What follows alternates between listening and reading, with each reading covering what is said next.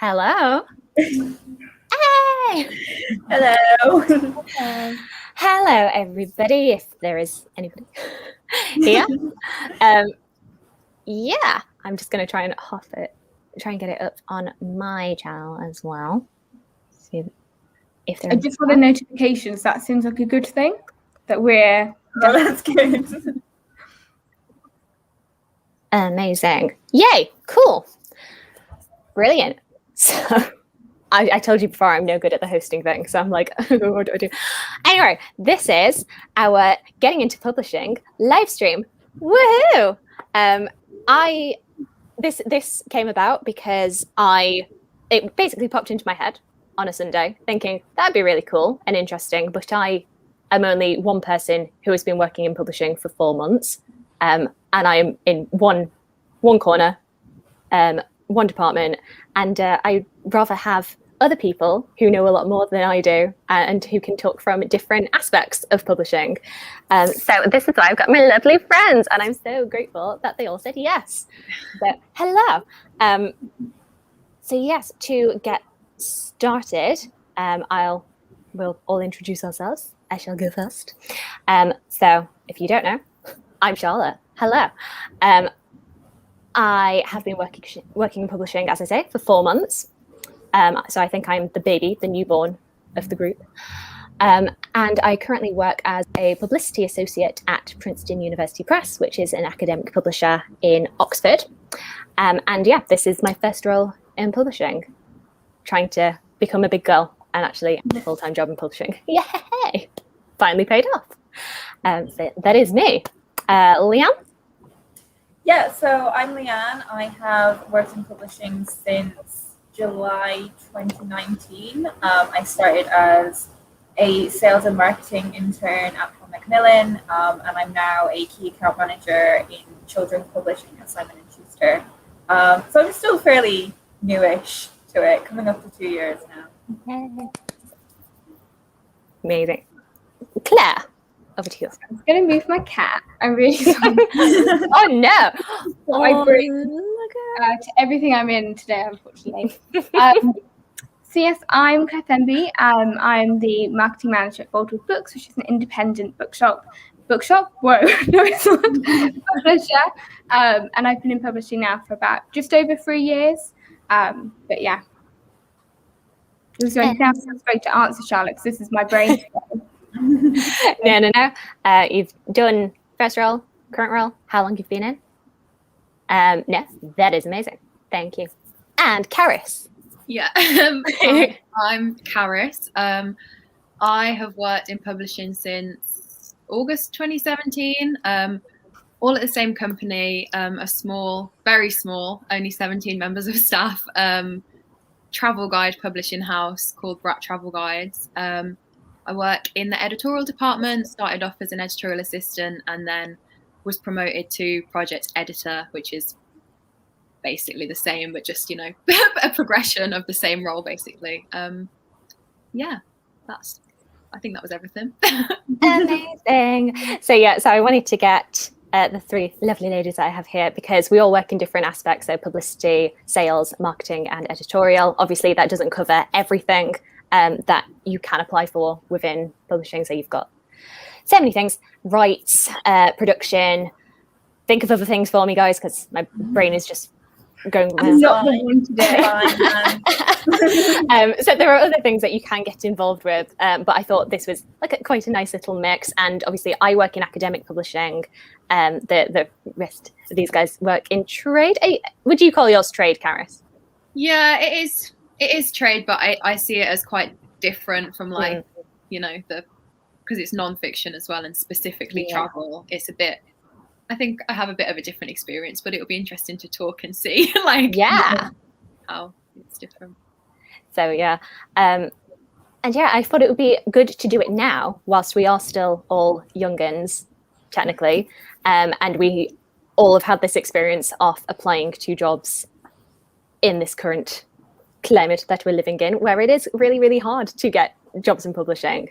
I don't know about anybody else, but I definitely found it took a very long time for me to get my first role, And I'm so glad that I'm on the other side of it now, but it can feel so daunting, and especially when it doesn't feel like there's anybody else who is going through the same thing as you. So I'm hoping that this will be like a nice reassuring thing for anybody who is a publishing hopeful, because it's definitely good to be able to see people who are doing what you want to do, and to just pep you up. So we've had previously some questions coming in. I've tried to group them together as best I can, but if anybody does have questions about applying for publishing that you want to pop into the chat, feel free to, and we can jump in on there. Just quickly want to say hello to the lovely people who are currently watching. Hello, Sha. And also had to give the shout out to Esther because she's so cute. I'm so glad that so many people are having that. I feel like everybody is getting cats. Everyone's getting cats, and it's great. I love it. Love pets. Hey. Sorry, I'm just making you. I'll say hello to everybody. So, the first question that I have to go around the group with is one that is slightly traumatizing to me, but I feel like I have to say it because I do think we might have some variation on this, which is, how long did it take you to get a role in publishing? That is what that question does to me, but I feel like it has to be said. Because it's a very, very competitive industry, as I think we all know. And I remember being told by people that it was going to take, that you'd have like 1,000 people applying for one job, especially a big publisher. And I feel like in terms of how long it took me to get a job, that's definitely true. So for me, I graduated from my BA in 2016 and started applying after graduating. Did not get anything. I got 2 interviews I did get placements for a couple of weeks here and there in 2017, which was really good, and I did so experience. But in terms of actual interviews, I didn't hear anything back myself until 2018. I then took a year off to do my master's, and then graduated in January 2020, and then the pandemic hit. Yay! Which meant that applying for jobs was just a nightmare. But I did finally get my current job in February of 2021. So I feel like mine hopefully is an anomaly in terms of how long it's taken, because it's been like almost 5 years on and off of trying to apply for jobs. But for me, it was a bit of a struggle, and I don't know if that's the case for everybody else. So anyway. I had a slightly similar experience in that I finished my BA and then started applying for jobs and didn't get anywhere. But looking back on how I was going about it then, I understand why. I think there was a lot of things I wasn't doing right. And then I did my master's, and I feel like I was then quite lucky with how quickly I did get a job. I managed to get an internship through Creative Access before I'd finished doing my master's. So at that point, I think from the point I started applying for jobs during my master's to getting one, that was quite quick in the grand scheme of things. But there was a lot of applications during that time. So I think from when I finished my undergraduate degree to getting a job, there was about 2 years. But from me starting to apply for jobs towards the end of my master's, it was pretty quick. It was a couple of months. So it depends when I kind of count when I started applying for jobs. I do wonder if we hadn't had a pandemic, if things might have been a bit quicker. But then I don't know. You don't know. You can only go with what you've with what you've so my experience of it was all pre-pandemic. What about you? Well, I feel like my experience is maybe not the typical one, because I didn't ever really want to work in publishing. So I didn't actually really have that period of time when I was like, right, I'm looking for jobs specifically in this industry. It happened and I got my job through an internship I did. And I did kind of interview for a few internships, but because I wasn't, it maybe wasn't my dream career, and potentially still isn't my kind of end dream goal, which I guess is a little bit blasphemous to say, especially when it takes so long to get there. So I think in reality, I kind of thought I would decide to look around, but then it was in a couple of months. But that was, I think, mainly just because I found out about my internship through Twitter, so I didn't really go through all of the.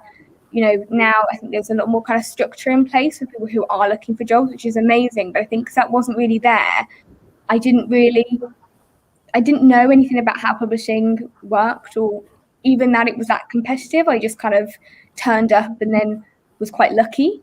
So I feel like I can't really give a wisdom of it took me this long and it should take you this long, because I was just scrolling Twitter.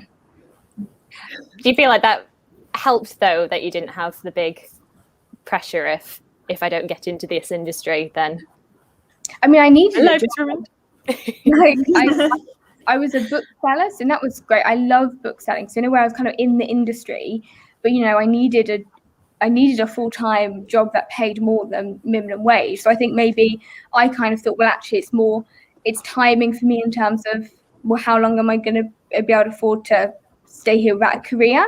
I think realistically, just because there's no kind of silver platter for me. There's no kind of gilded, whatever. So I think it was just a little bit different. So I think it probably was better in the way I didn't really know what publishing was or what to expect.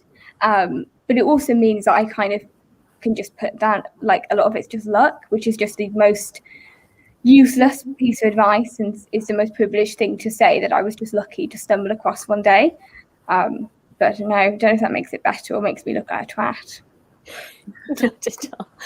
I think there is, it can in some ways like alleviate concerns in people's minds.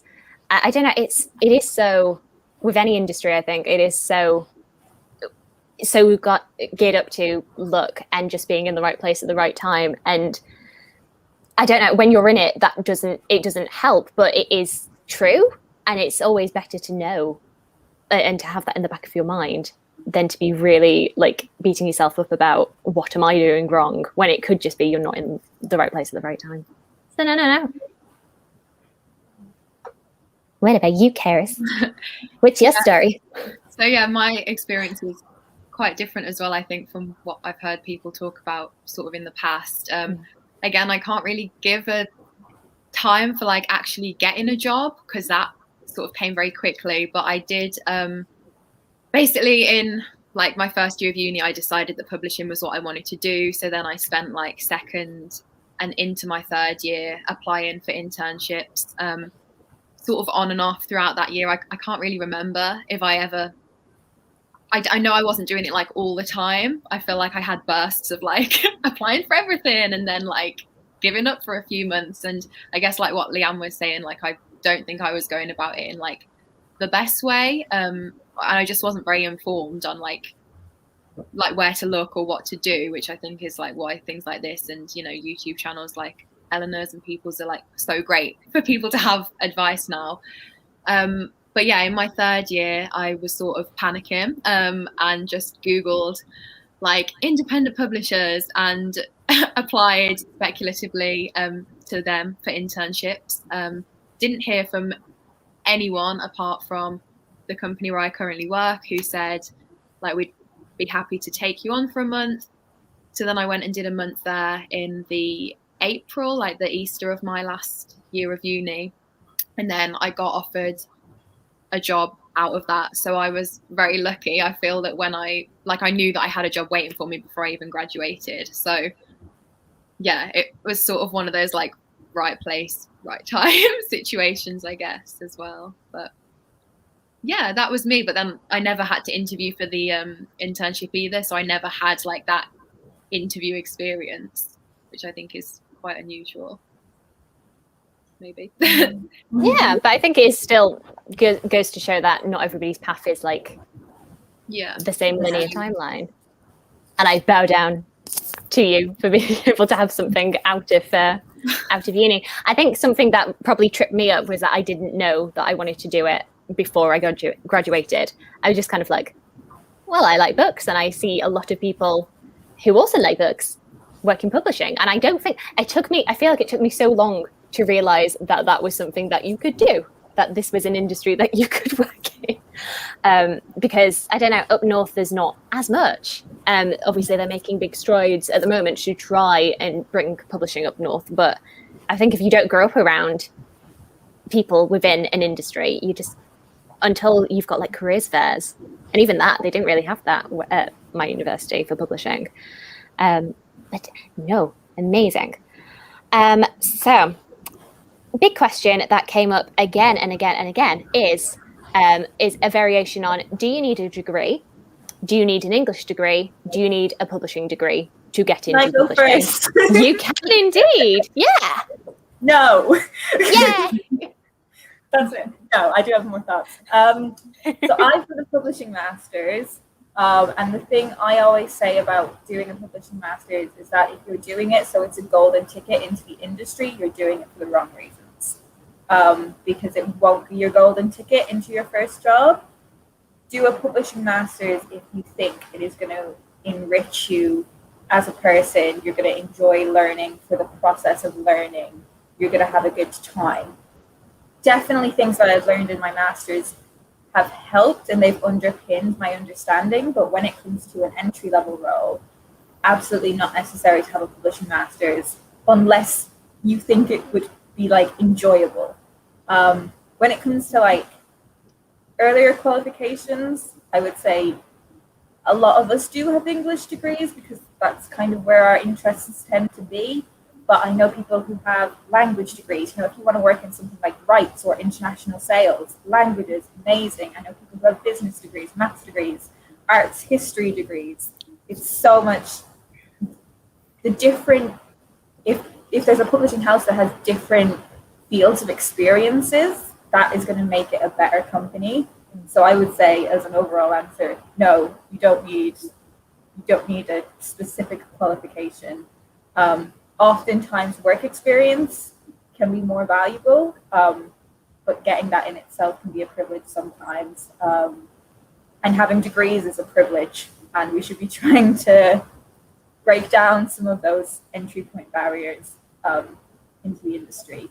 So that was my long-winded way of saying no. No, love it. Because I personally do not have a literature degree or a publishing degree. I did my BA in history at the University of York, best university, and then did my master's in public history. And even though I knew in between doing my BA and my MA that I would quite like to do publishing, and everyone was like, okay, well, if you want to do publishing, why don't you just do a publishing master's? It was purely, I did my MA purely because I didn't feel like I was done with the subject. And I think what was good about the history that I did choose to do with public history is that there is a work experience element tied up in that. And even if it's not directly related to publishing, I think there are always transferable things that you can bring back. And I always kind of shifted my history degree to focus somehow on literature anyway. So like my placement was working at Shibden Hall in Halifax and sorting out their library and I did like a whole publishing through the years little exhibit thing. So it's so roundabout, and you have to be able to, I think whatever degree you do, you have to kind of, when you're in interview or writing your cover letter, you have to kind of be able to tailor it and make the links here and there. But like there's other degrees give you so many different skills. So like for a history degree, it's a great one to do if you're in publicity, because you have to do so much research and you have to train yourself on just searching things out, which is so essential. And you have to be organized, as organized as I am, and have to like be clear in like your written communication. So there are things that you can link back regardless of whether or not you've done a literature degree. I feel like if I was, I don't know, maybe if I was in editorial, then I would want to veer more towards English lit, but I don't know.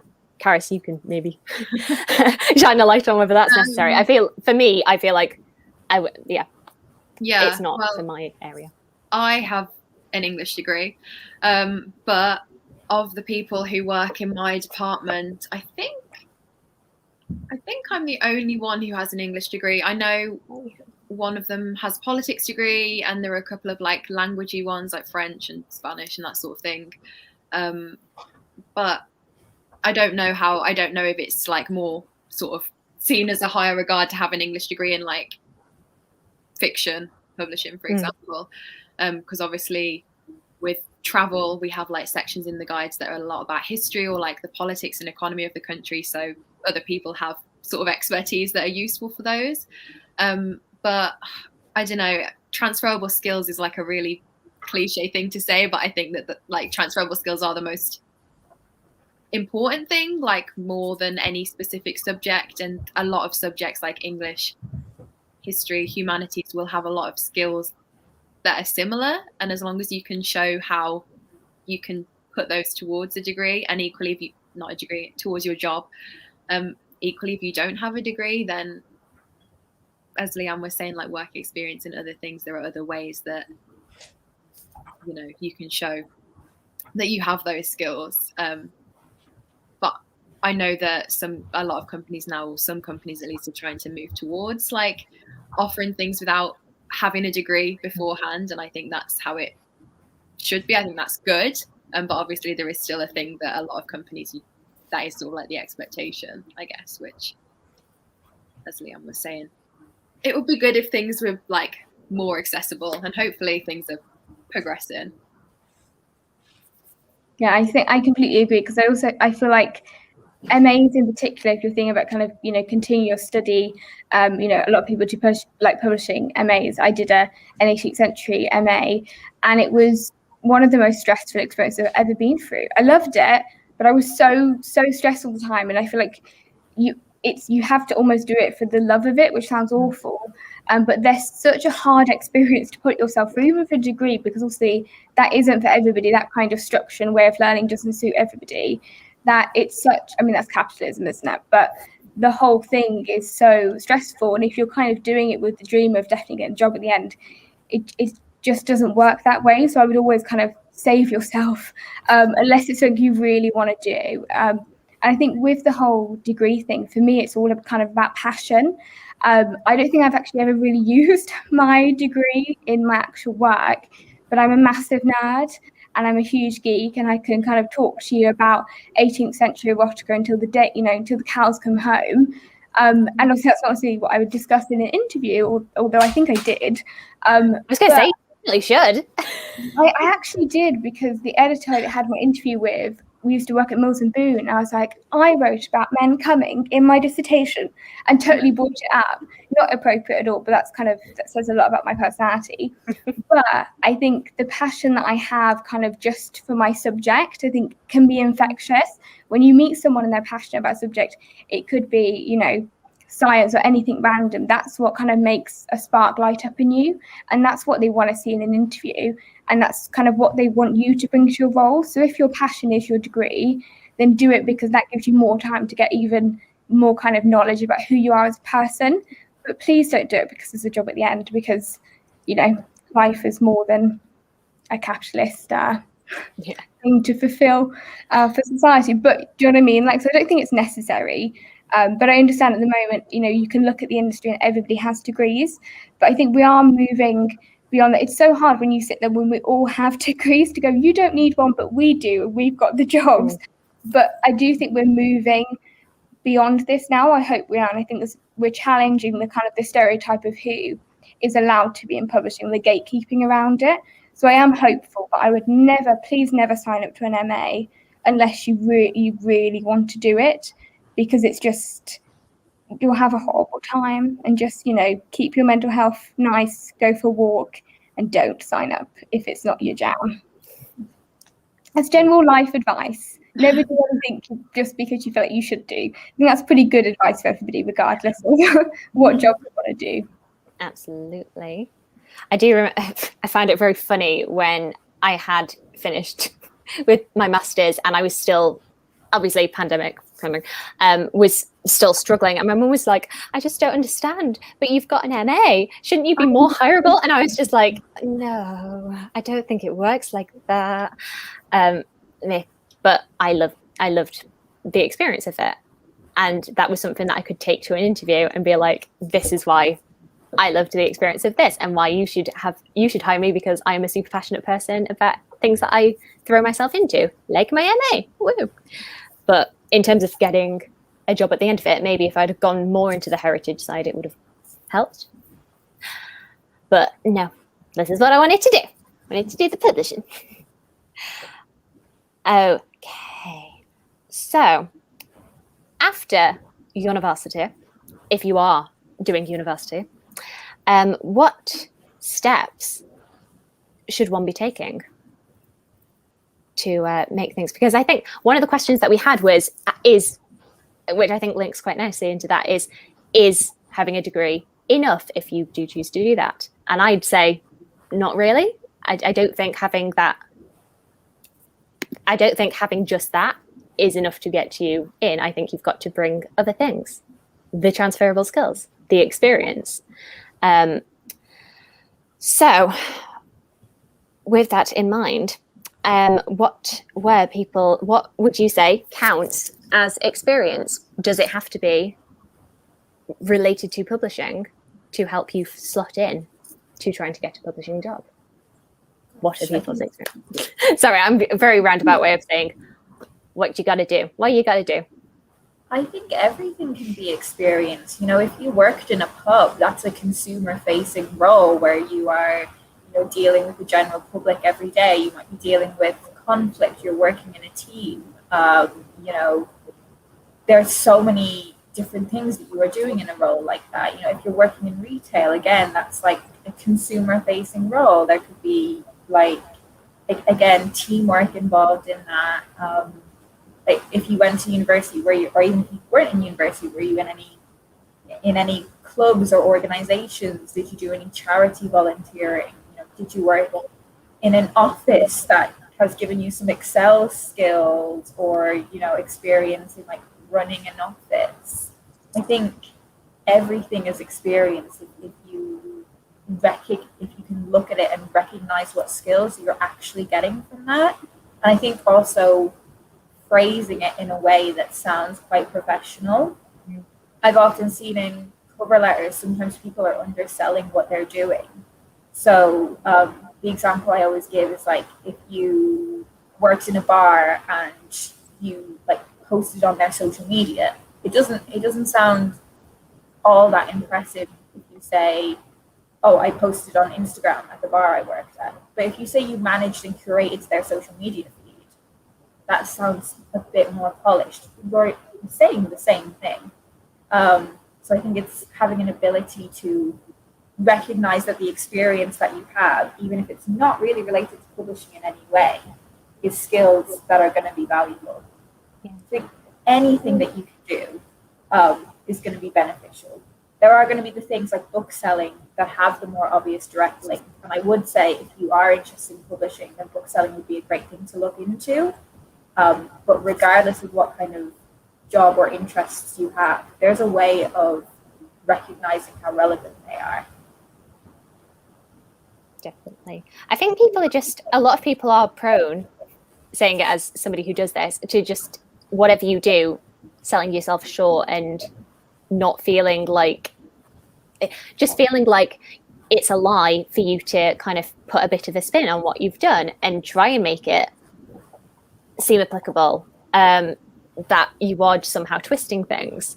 But no, and like you say, I feel like just having general admin experience is one of the most important things. And I think in the conversation around, should you have a publishing degree, should you have like direct publishing experience, I think having office experience is really, really beneficial. And I've seen job specs where they have just said, we don't really care if you've got publishing experience, but like it's essential to have had some experience working in an office. And I feel like that was always the thing that I was trying to build up so much, because the places that I worked weren't really offices. So like I'd worked behind a bar for a few years, and then I worked front of house at a gym. And that didn't have like the stereotypical office environment, but you were still like sorting people's memberships out and working behind a computer and working out the different systems and databases. So it wasn't traditional office work, but it still had things that are applicable to what I do now. But yes. Yeah, I think that's so true, because like every publishing house as well is going to be different and have a different setup, different systems in place. And while it can be useful to sort of understand the general way that things work, I think the actual just being in an office, being familiar with that environment, being able to work with people as well and having that skill is more important, because you're going to have to learn the sort of day-to-day running of your own company when you get there. And that could, even if you've done like an internship at one publishing house, you could get a job somewhere else and it's going to be completely different anyway. So, but yeah, I think Leanne covered a lot of my thoughts on this subject as well. I actually follow this I don't follow them, but I keep seeing on TikTok this account that's like, did you stack shelves or did you keep on top of like the changing supplies? So I think like the way you sell yourself is so important. And I guess we're going to come on to cover letters, but I think that's something that I kind of struggle with. And I always think, oh, if only they could hear me talk about this in person, my passion for this would come across so much better than it does on paper. But I think it's a skill that you have to like sort of keep developing and master. Yeah.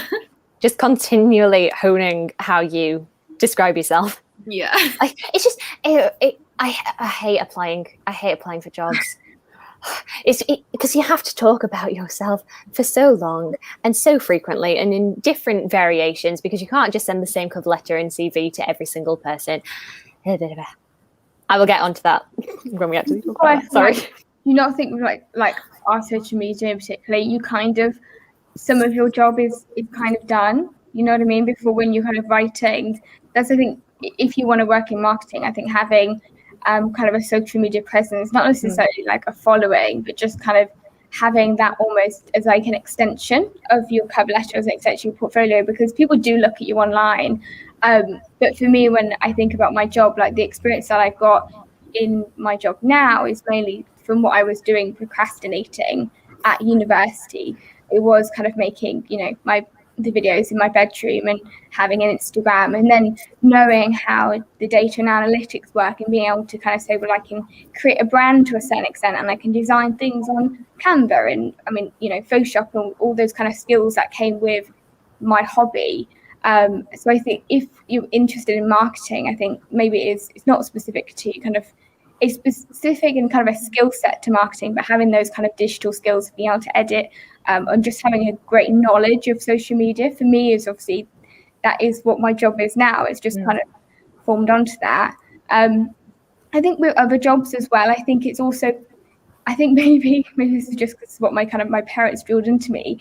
I think it's important to have a job before even you have a career, maybe because it was necessity, but also I used to be a cleaner, and it's honestly one of the best jobs I've ever had.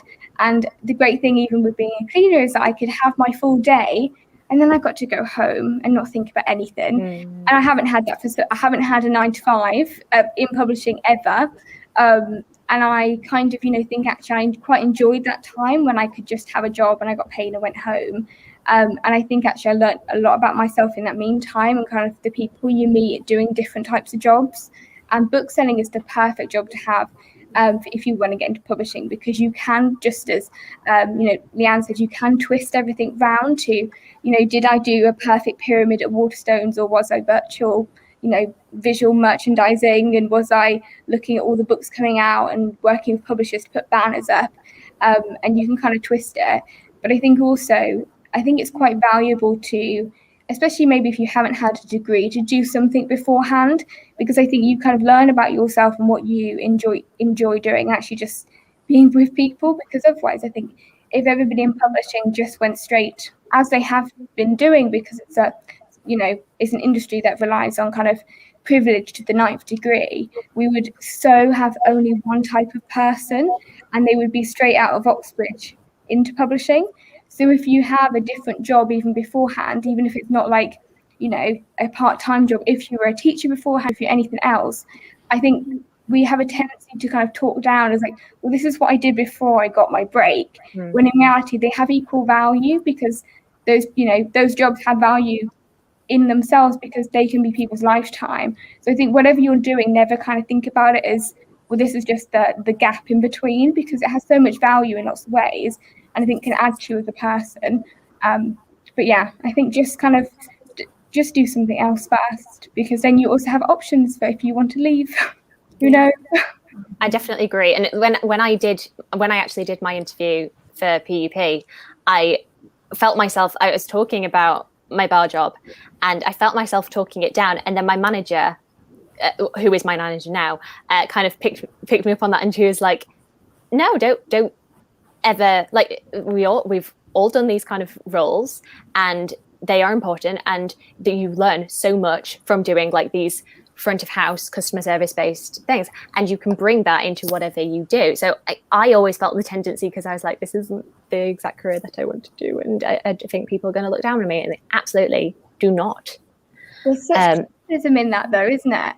That's such a classist kind of absolutely. Oh, they'll out me, as not belonging here if I've said I've done this. And I think that whole language is just based off a society. God, I'm being political. I'm a Marxist, as I already gathered. But I kind of think that I think that's a societal problem that we have with certain jobs that we don't obtain value for. So I think if we do want to change kind of how publishing works, we also need to change how we speak about the jobs we did beforehand and as valuable routes in. I completely just went off on a thing, so I'm going to No. But I mean, should we do a revolution after this or beforehand? I mean, I do have my Les Mis right here, so we've got the sentiment.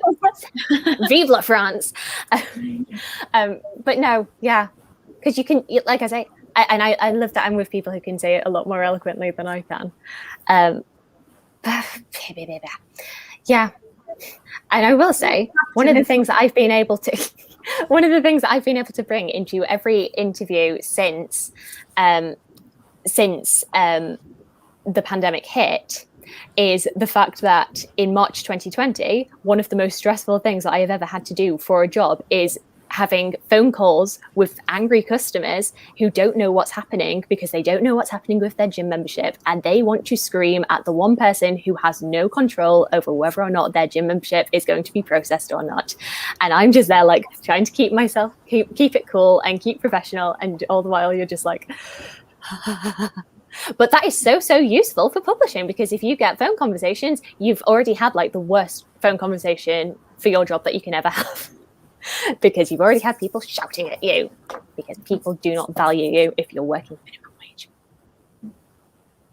Sorry. I didn't say it like that at my interview, to be fair.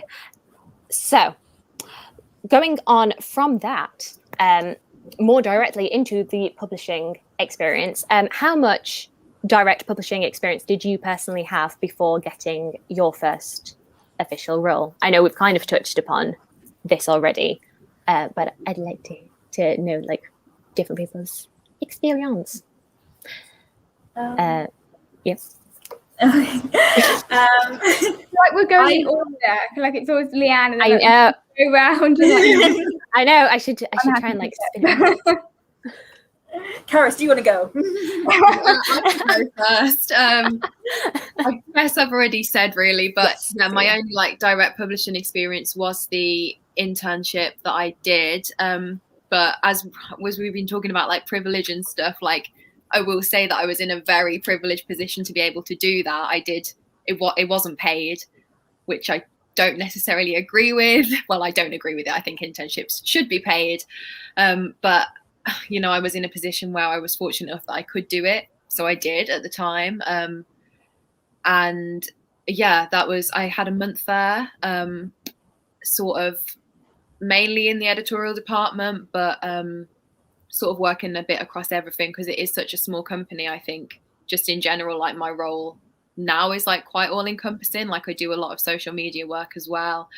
I do all sorts of things at the moment, it seems. So the internship was sort of similar across all the departments really, which was useful to get like a general insight into sort of which areas of publishing I might like to pursue. But outside of that, I didn't have any direct publishing experience, like working in a publishing house. I just, for like the experience bit that I put into like cover letters and stuff, I always put things in like YouTube and anything that I could use to show like commercial awareness, because most of the places that I was applying for were like fiction. It was just like the niche different one that actually gave me the opportunity. But yeah, I would just always talk about like YouTube and stuff that I'd done in like libraries. I did a week in a library when I was like 17, so I put that on there, stuff like that. But yeah. So for me, like I say, didn't have anything pre-finishing uni, and then I had 2 weeks where I was at Penguin at Cornerstone, which was in their editorial department, which was a lot of fun and interesting to be in like a bigger house, because then my next one was at Icon Books, which is a teeny little independent one that's also in London, but who specialise in non-fiction, and who there's like, I think 15 people total, maybe not even that, and everyone's all between 2 rooms of the office. And that was it was really interesting to be able to like back between those 2 different experiences. And that one was also, it was a mix of publicity, marketing and sales that I was getting more of an insight into, which I think was so valuable, because I think so many people go into applying for publishing thinking I will be an editorial assistant, and that's what I had been doing. And then when I was there, I was like, oh, actually, I don't think I'd want to do editorial at all. I think I'd be more geared towards either marketing or publicity. So I'm glad that I've had that little bit of a range. But then after that, didn't have any extra publishing experience up until I got my job. So it was having to fashion things out of the other bits and bobs and bits of work that I'd done after the fact.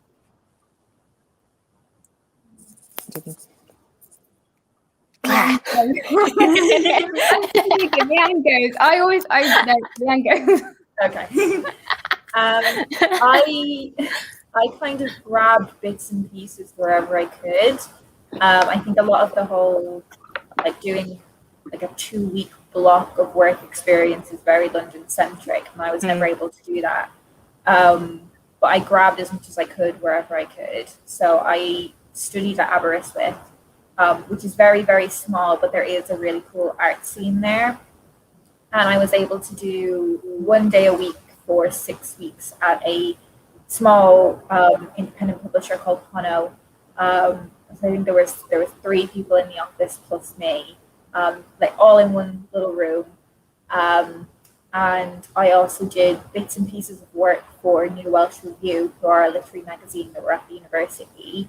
That was slightly ad hoc.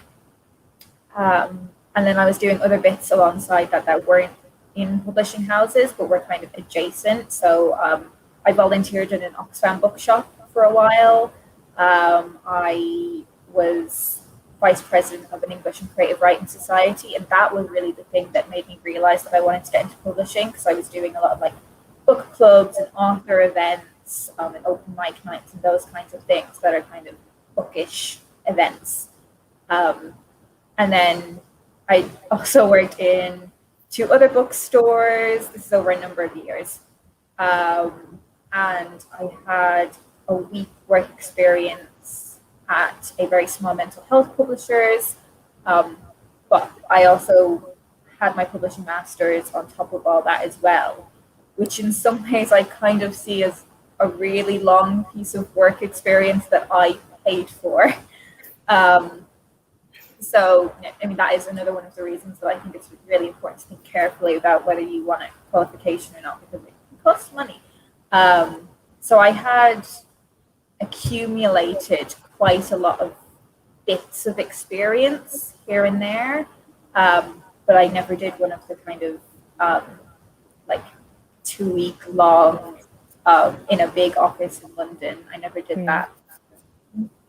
Yeah, I had one of the things that people had said was about how many unpaid jobs and internships should you take. And my tempting is, well, none, because nobody should have to do the unpaid ones, and it's so hard, like trying to like logistically sorting that out, and can you afford to do that? And I remember when I did my Icon one, I had an email a couple of weeks before where somebody had dropped out of doing their 2 weeks just before mine, so they were offering me to do a whole month there, and that would have been fantastic if not for the fact that I was working at the gym and I could only take 2 weeks off at a time. So, and otherwise I wouldn't have had a job to go back to. And you've got to balance that out between, and this one wasn't paid, apart from, I think your travel was covered. At Penguin, they paid you a full-time wage, and then Icon, they didn't. It was just your travel expenses. But if you don't live in London, as I don't, and you aren't in a situation where somebody can put you up, or your parents are happy to have you stay at home for free, it's a struggle. So when you've got the experience, if you've got the ability to work a little bit closer to home, and to be able to like dip in 1 day a week for a period of time, I think that's so valuable. But it's just, at least for me, it felt very like a rarity. Gold dust. I think with stuff like that, one thing, my experience, I guess, came, I did do my internship, which then led to my full-time kind of job. But before then, I kind of did my like freelance kind of content creation stuff. I did some sponsored videos for Simon & Schuster and HarperCollins way before, and also when YouTube was a very different place. We're talking like 2015, and so it was the very first time at that point when publishing publishers were getting kind of booktubers involved in things. So I was a little bit of a bigger fish, I guess, in that time, and so I was kind of quite closely involved with how they were kind of getting used to this new platform. So I kind of, in like 2015, 2016, I kind of booked up lots of little things to do with them, and then basically just kind of kept going on about it in my CV and kept making it seem more current. And I guess that's when I got to know publishing in terms of who was a publicist or who contacts certain people, because they were the people who were emailing me. So up until my internship, that was my kind of knowledge of the industry, or kind of how I got in, really, because I had kind of almost come in like the back door. I'd come in a bit silently, and kind of knew about it that way, just from having, kind of making things online. So again, I guess that goes back to the transferable skills, is doing little things like that can really count. But I think in terms of with my internship, that was paid. It was 6 months, and I made a very risky decision to leave my job as a bookseller to do this internship, which now looking back was completely foolish, but it's kind of the way I live my life. And so I just kind of left the job, and then lucky they wanted to keep me at the end, which is also quite rare. And that's the bad thing with kind of internships. It's very rare for actually you to be kept on after an internship, even if it's 6 months. Even if you do a grad scheme for a whole year, it's not guaranteed. Again, hope this will change. But I think just getting little bits of, even kind of going to a few of the Penguin kind of events they do for kind of job hacks and things, little things like that can give you an insight and a way in without having to put a whole week of salary on the line, which is not the reality for the majority of the UK, the world. It's not. It shouldn't be the norm, but I guess it is, unfortunately, at the moment. I did actually go to one of the first job hacks when they went to Newcastle, and it was just interesting to hear publishing people talking about the process, because aside from and also being around with people who are publishing hopefuls and wanting to get in, and I don't know, that it was just like a nice little community thing for a day, just to have that experience away from London. especially. But what you were pointing out with the with your YouTube and how that linked in, have either Leanne or Karis, have you found YouTube having a social media presence for yourself? Do you think that's linked in at all to your ability to get a job or played a part in your job as you see it? I think it's something that is in the background of my skill set, but I'm not sure for me it was necessarily. I think the way that it did help me in getting a job was that it showed that I could stick to a long-term project, and it showed that I was committed to an enthusiasm about books. And a lot of what I do now involves presenting. So it involves a kind of fluency around talking about books and being enthusiastic about them, while I think especially in the current climate, it all being over Zoom, I think that's something that has helped me from my YouTube channel.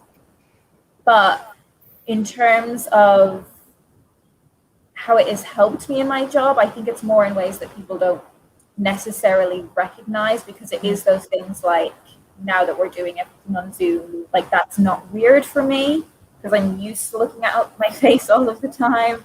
I don't think it was like, oh, she's got a lot of followers.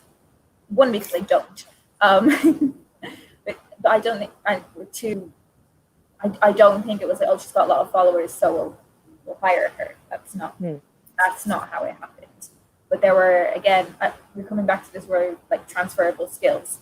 There was a lot that I was able to take, and then also kind of do that thing where you understand what it actually is. Like, I wasn't just saying, oh, I make YouTube videos. I was saying I have experience in content creation and community engagement. Like Claire was saying, you know, understanding all of the analytics stuff. That's something that you can pull out as a skill. But it definitely wasn't like, oh, she's on the internet, she must be great. That wasn't what it was. Yeah, I think kind of similar. I mean, I thought it would be really helpful, and when I was on YouTube the first time around, I think I started in like 2017, not that long before. No, I started before that. But anyway, I'd been on YouTube for a bit before I was applying for jobs, and like that was the reason why I made my YouTube channel in the first place, was because I thought it would be useful to get me into the publishing industry, just as like to have a space where I could show that I was passionate about books, and also as a way of like engaging with the industry. Like when I was doing it the first time around, I received a few review copies and that sort of thing, and I think that was useful to like build a few connections with publicists and stuff. Obviously I don't work for those companies now, but I think that's still useful, and that's still like a useful skill, because relationships are so essential to, well, any job really, but they're very essential to the job that I currently do. But yeah, I think because my company is travel guides, actually YouTube wasn't, the stuff I was putting out on YouTube was actually like completely irrelevant to the sort of books that I now work on. But I think it massively helped me with just like general confidence and just like the ability to put myself out there. I think I probably wouldn't have had the confidence to like go and do an internship and just like walk into an office and not know anyone, and put myself out there in that way. Or I would have done it and not been as like confident as I was when I went and did it, if I hadn't had a bit of experience with like putting myself out there through YouTube. So like Leanne was saying, I guess it helped in ways that not like the direct links that you might think, but in other ways like that. Yeah, I think it's the same idea when we were talking about qualifications. If you go into something like having a YouTube channel or a Bookstagram and you're like, this is the thing that's going to get me the job, then you're probably doing it potentially for the wrong reason. If you're doing it because it's something that you enjoy, because you're going to be doing it on your free time, and you're not going to be at least not at the start of it anyway, you're not going to get any money from it. So your free time is your free time. Please treasure your free time, and do things that you enjoy with it. If you start, having a bookstagram because you're like, oh yeah, this is going to get me a job at PRH, that's not how it's going to work. If you're doing it because you love it and it's fun and you find it enriching for you and you want a job, use it, absolutely. But it's not something that's going to be a golden ticket for you. But if you've got it, make the most of it. Egg it up with it. It was an interesting one because I've gone back and forth, because when I did my Penguin work experience, so in 2017, I'd asked an editor, what do you think? What do you think are things that people should do? How do you stand out? And the only advice she gave me was, oh, you should start a blog. I was like, oh, okay, right.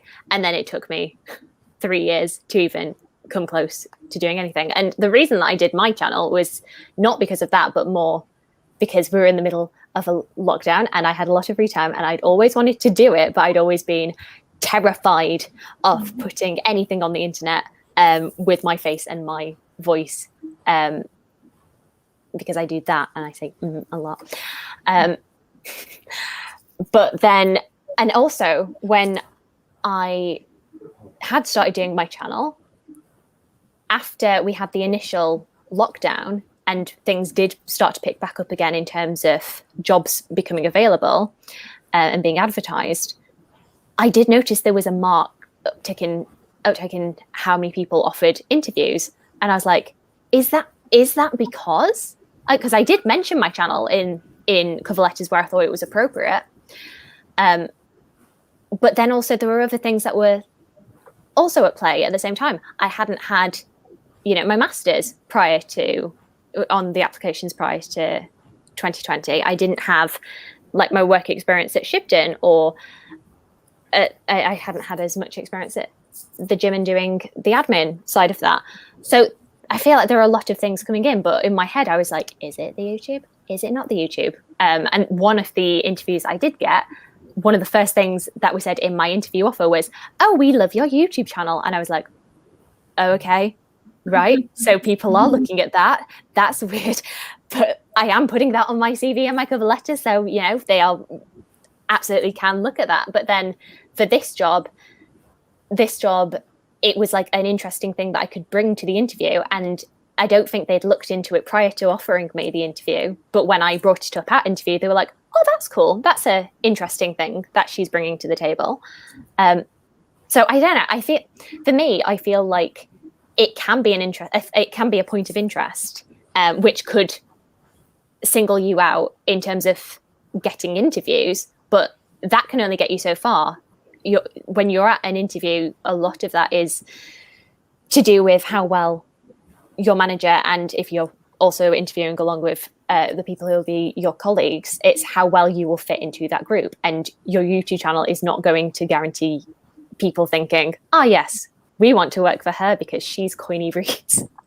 Like, absolutely not. And some did think that. They probably had The funny story about that one. Funny story about this one though for Princeton was, I was told afterwards by one of my colleagues that because I had a big group I had an interview with my manager and then two other girls who are now my colleagues, and she'd said afterwards, after I got the job, I was in the middle of interviewing you and it clicked where I knew you from, because it turns out that she had been watching my channel but hadn't put two and two together until I mentioned it. And I was like, it's a good thing that she hadn't brought that up at the beginning, because otherwise I'd have been like, no, don't look at me. It's amazing for how much I do put on the internet, how much when people mention YouTube, I'm like, don't look at me. I'm an attention seeker, but not like that. Yeah, I know. It sounds like attention. I'm like, please leave it alone. I always want to apologize and was like, I'm so sorry that you've had to go through that. I kind of feel like the whole YouTube thing as well. I think for both of my jobs, my internship, it was like the thing that definitely got me that internship. But I think my role's been very specific on like community management and on social media kind of brand management, very particular types of communities for kind of the idea of kind of creating a community of book lovers and kind of moving away from a kind of more branded corporate look. And that was kind of, I guess, what my skills were in making a community on YouTube. And even when I was approached about my current role, they said that they could tell that I was passionate about social media as a thing to connect people with, and kind of, I get excited by what people are doing on, like TikTok, even though I don't make stuff on TikTok, but I find the whole thing fascinating and want to look at how everything works and, how the algorithm is changing. And so I think all of those skills that kind of came from my YouTube, I think that it was the reason I got my job, but it was for a very specific, because that's the function of my role, is about creating a community. The thing about getting a job in publishing though, I don't know how you all feel, but I feel like now especially, maybe because I'm just so anti like side hustle culture, I just find it really toxic. And I feel like so much of getting a job in publishing, the discussion is always like, you have to have a side hustle, you have to have something else. And I think it's such a privilege to be able to have the time to do that. But I always kind of want to stay away, even though I have to sit here and say, well, actually, I guess it was my side hustle, the thing I did as my hobby, that did get me my job. But I think there's so much pressure on people to feel like, they have to earn money, they have to be applying, and they also have to have a, million followers on TikTok, and they have to, have a perfectly curated Instagram feed and all those things I think we're told. So again, just like Leanne said, I think if you really want to be on social media, then definitely do, because you'll kind of find a community of people there, and you'll find friends that you keep for a really long time, and all the great values that kind of come from that. But don't do it just because you think it's going to get a job, because I think it's quite a toxic mindset that I think publishing really likes itself. And I think it really likes kind of people having bookstagrams and all of these things, because it's basically talking about publishing. And sometimes I think it's kind of important to also step out of that mindset a little bit and feel like, actually, if you do have lots of the skills, you don't need to beat yourself up, if you haven't got that one. But if you want to make, YouTube videos in your bedroom, as I think we've all done, and you enjoy it, then please do. But if, don't kind of beat yourself, because it's a lot of work and it's tiring. And then you give yourself another job on top of your actual job. And then I'm like, where was the time that I actually read the books? Because I'm like, I'll do another book haul because I haven't had any time to read. But yeah. Especially when you consider, like, applying for jobs is also a whole job in itself and takes so much time. And I think, we've been pointing at it in what we've been saying, but there is so much off privilege that does come into being able to get to the point where you have an entry level job in publishing in so many different ways, and some that I think the industry is trying to like smooth out and make things easier. But then there are other things like the fact that you have to spend so much time applying, like the fact that so much of it is in London and so much of it is based on unpaid internships that it's going to take so long until that's resolved. And there's only so much you can do. Like, because, I mean, for me, I'd put my hands up straight away and say, like, the position that I was in of having parents who were very happy for me to take time to apply to things. And they were like, we know that you want to have this career and we know that you're focused on it. And yes, it might take you a while, but you are okay to live here and not have to pay rent. Not everybody's got that opportunity. And it's so unfair that it's just not an option for everyone to be able to spend that time to make sure that they're in a career that they love. And for me, the time that it's taken has felt like it's worth it now, but not everybody's got that time to wait around for a job to come up, because they've got bills to pay and they've got to look after themselves. And I don't know, I'm not being eloquent about it at all, but I don't know, I just wanted to acknowledge that I'm so lucky. And Well, yeah, you are lucky, but I also feel like when I speak to people, I was like, but you also worked really hard, Yeah. and even though you did have, I'm a straight passing, white woman. I'm extremely privileged in so many ways, but I think there's also an element that I think you did also work really hard, Charlotte. So I would never kind of say that, you had a free pass to all these things because it's not how it works. I think it's important now we're kind of in the industry to kind of challenge it and to keep it accountable, because we can actually change it by making noise about it. I feel like a lot of the onus on this problem comes to us feeling like, oh, I'm really sorry, but actually it's the big corporations that are responsible for this trend, and they have to be the ones held accountable, not necessarily us. And I think all this conversation as well around kind of like applying it, so kind of like, I don't, how many big publishers? They're not 6 anymore. They're 4, 5. They've all merged. They've become one, haven't they? Penguin has become even bigger. But I think so much of that like dialogue is so centric around big publishers as well. And I think when I joined, it was HarperCollins, another massive corporation. And I kind of wonder actually if publishing wasn't so kind of such a monopoly to an extent, if it would be really different, because I think my experience, even in working now in a small indie, is so different in terms of how they approach things. So I do kind of wonder if whether actually it's because when we talk about getting into publishing, people really talk about like the big 5 or the big 4. Actually, it's about like looking beyond that, because maybe we have to like, publishing itself needs to kind of, it's not fit for purpose the way it's currently running. I realise this is not useful at all, is it? Because I'm basically saying that we need to break them down. Which is well, no, I think it's provided, it's finding ways like one now that we are in of being able to give something back, provide resources for other people, and not just feeling like, oh, I'm in, I'm safe, don't have to think about it anymore. And yeah, just doing what you can in your space to, like you say, to make more noise about it, and not just not feeling complacent and feeling like I am safe and therefore I'm going to pull this drawbridge out so that nobody else can get to this point either. I think that's exactly it. When I say I feel lucky, the reason I feel lucky is because people have taken a chance on me. So now what do I do if and when I get into the position where I can take a chance on someone else? I think it's about paying it forward in that way when you can, and building the industry that you want from the inside out. Yeah, definitely. That I like to focus on now. Okay. So,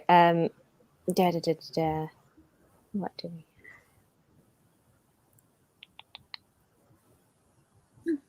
Sorry, I'm looking back at my questions that I had, and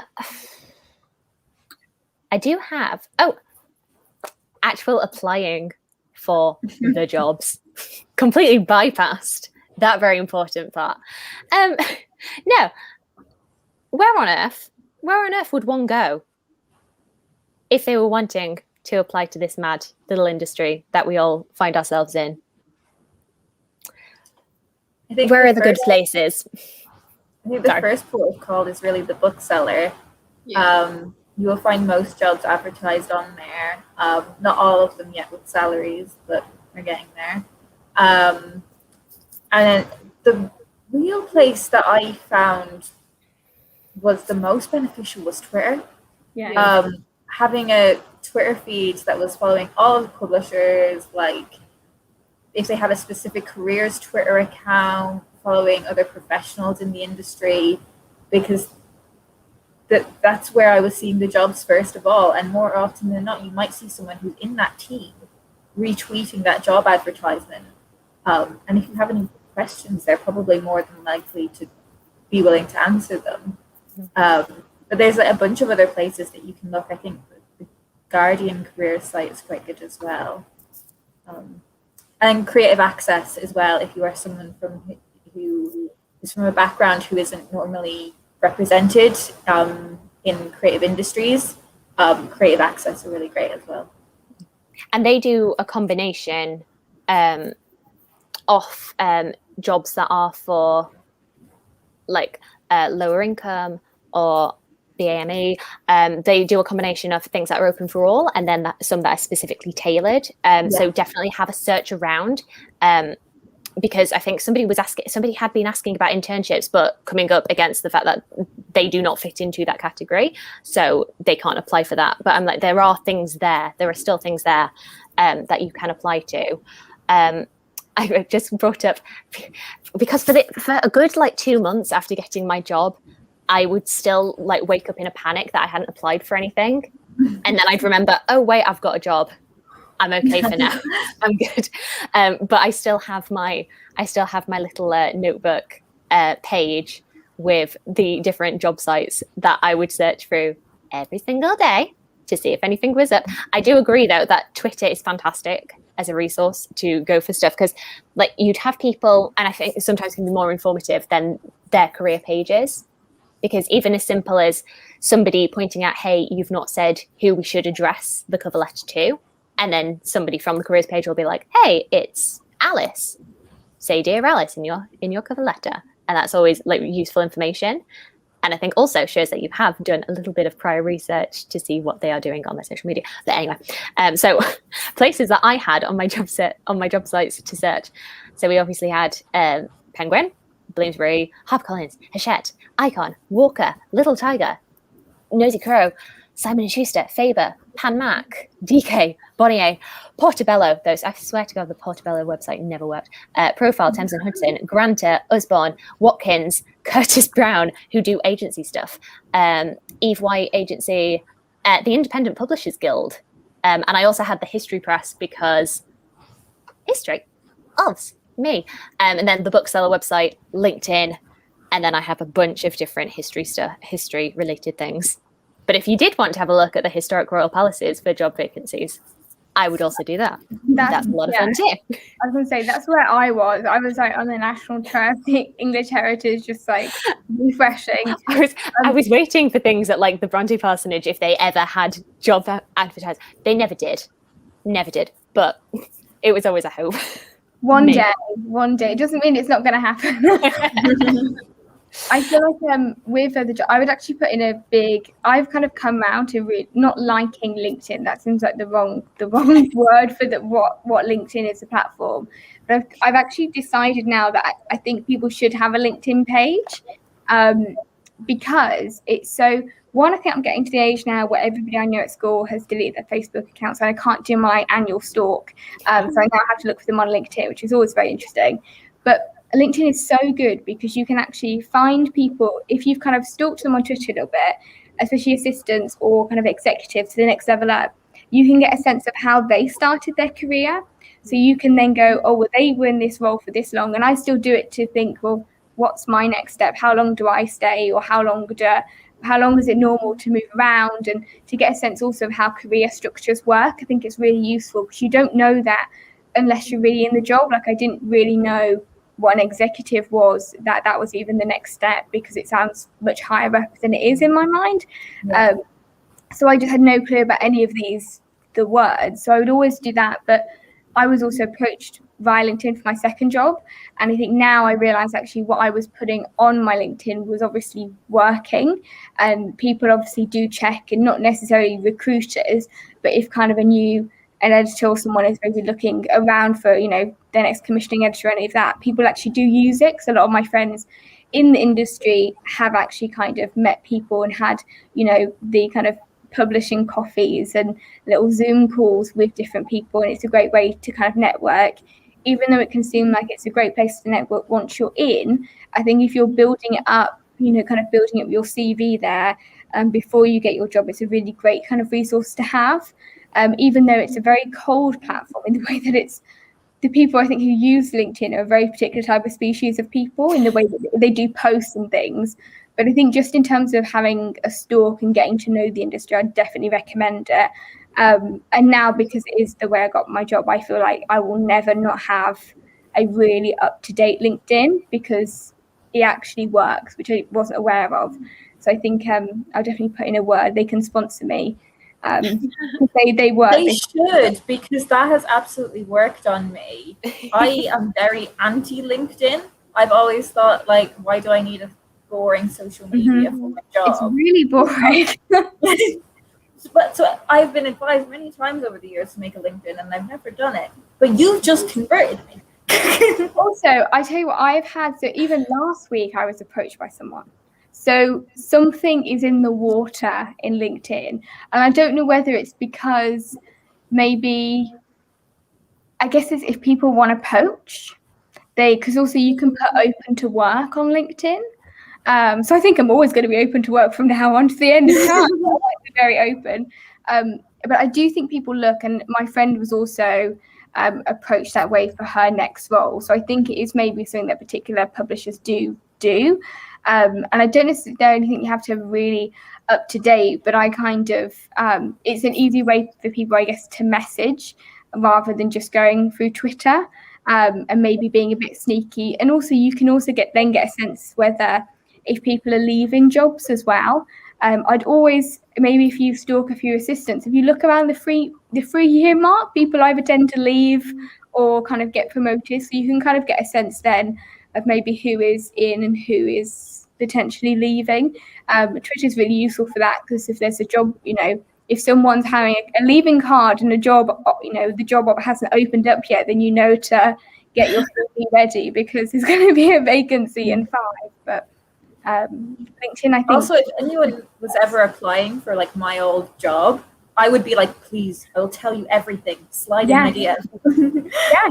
You might as well take my old cover letter, like have it from me. But I do think it's really useful. And also it is a really nice place to be, because I think publishing itself is a really nice, overall is a nice community. And I think everybody, like we said, we all kind of want to open a door a little bit. And we do, happy to read through cover letters and all that kind of stuff. And I think it kind of makes it a lot more approachable, even if, you can recognize someone's profile picture from Twitter because you follow them. It's kind of almost a nice conversation starter as well. So I would always I think social media stalking is actually quite healthy sometimes. I think I'd sent a message. One of my first messages to Leanne was being like, because I think you'd put a status. Yeah, you'd put a status about like if anybody wants advice on cover letters, then slide into my DMs. And I was like, Leanne, help me. It's been saying so long. And you're like, here you go, it's all good, it's all calm. And I was genuinely thinking to myself, oh my gosh, she's going to think I'm so weird for messaging her about this. She's going to be like, who's this weirdo who I don't know? And no, you were lovely. And I'm going to credit you for helping me get my job, because I definitely had more interviews after I'd switched around my cover letter. I think you deserve to give yourself more credit. I can't do it. I'm not good at it. But no, I think it's so lovely to have that bit of community. I would also, something that was very beneficial for me personally, because this was something that launched during 2020 was the Publishing Hopefuls Facebook group. I got so much advice from that. And it does give you a moment where you're like, oh, wow, there are so many people applying for the exact same role that I am. And you're able to visualize those people.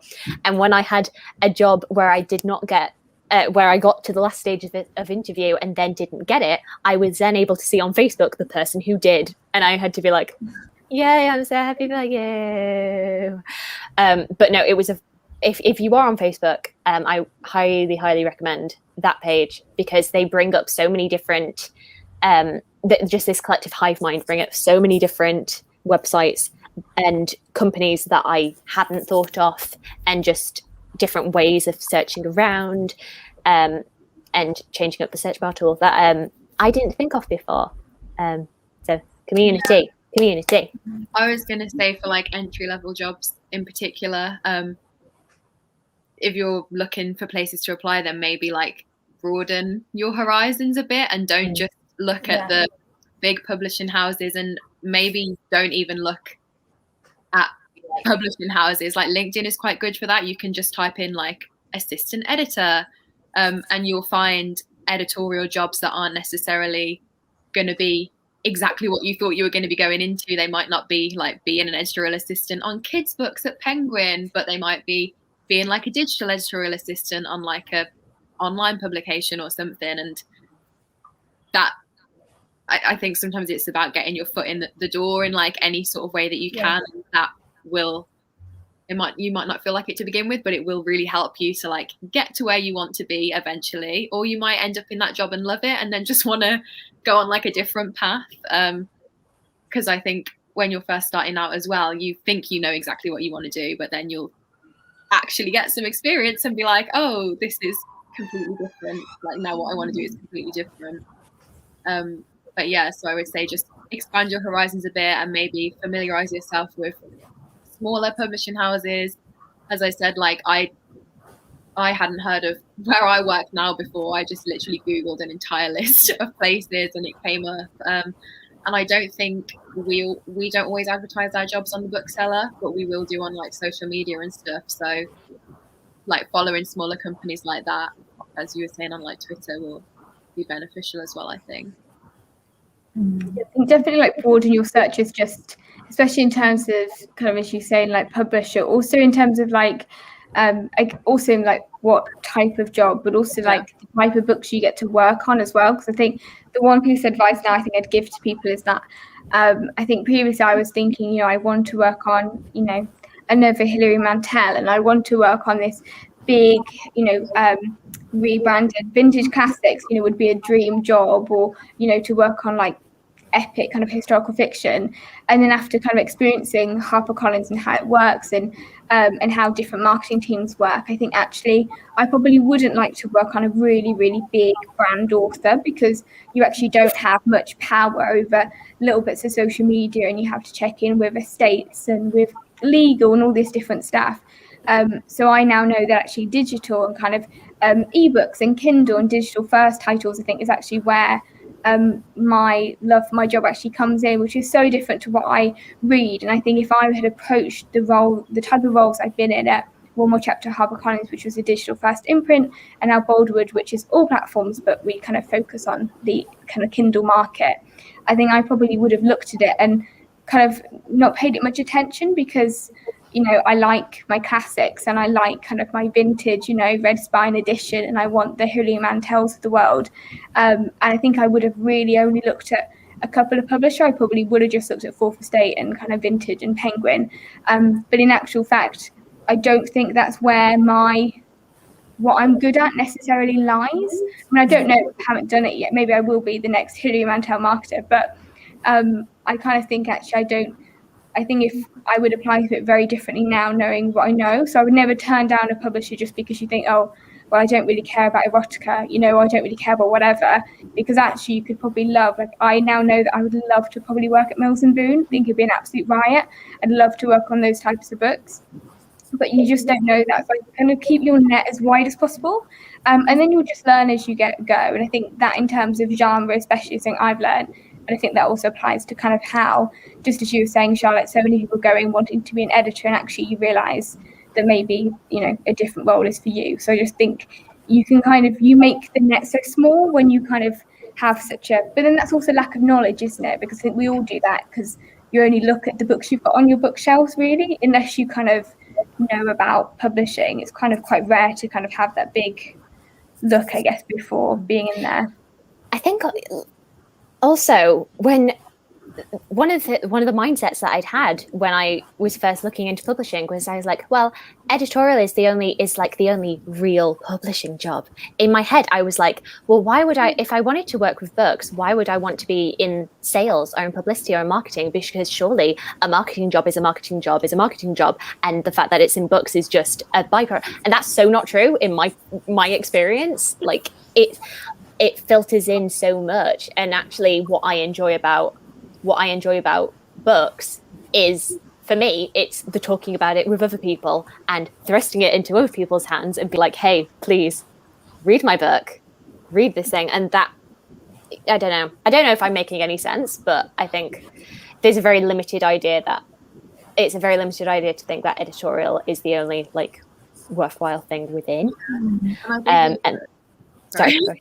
I think there are so many elements of publishing that, like, I mean, just from my own experience, I didn't know what production was even when I like first started working like rights. There are so many things that are like not really talked about, or you don't hear, you don't see a lot of people talking about. If someone comes to talk to you about publishing at a careers talk or something, that's not necessarily the first thing that they are sort of shouting about. So I think people don't necessarily always have the full like understanding of exactly what there is, just because that information hasn't been sort of made available to them. So, and I think it's also this very romanticized idea. If I'm an editor, I can just hole away in my attic, in my office, just reading books all day long, sipping tea, and it's like a market, no. like Joneses, and kind of looking over. I mean, that's how kind of I thought what it would be like. I thought it'd be having champagne lunches, you know, and I would suddenly become really, really well dressed and way posher than I've ever been. But I guess it's not the reality. I mean, who knows? Claire, are you trying to say that you don't think you're well dressed? I mean, I've seen your Instagram. Oh yeah, you are so much more put together than I am. I, for some reason, come across like I think I'm an aristocrat. Like genuinely, I look at myself like, who do you think you are, Femby? Like, what is this? But I do think I think publishing is so glamorized, and there's loads of elements that are like that.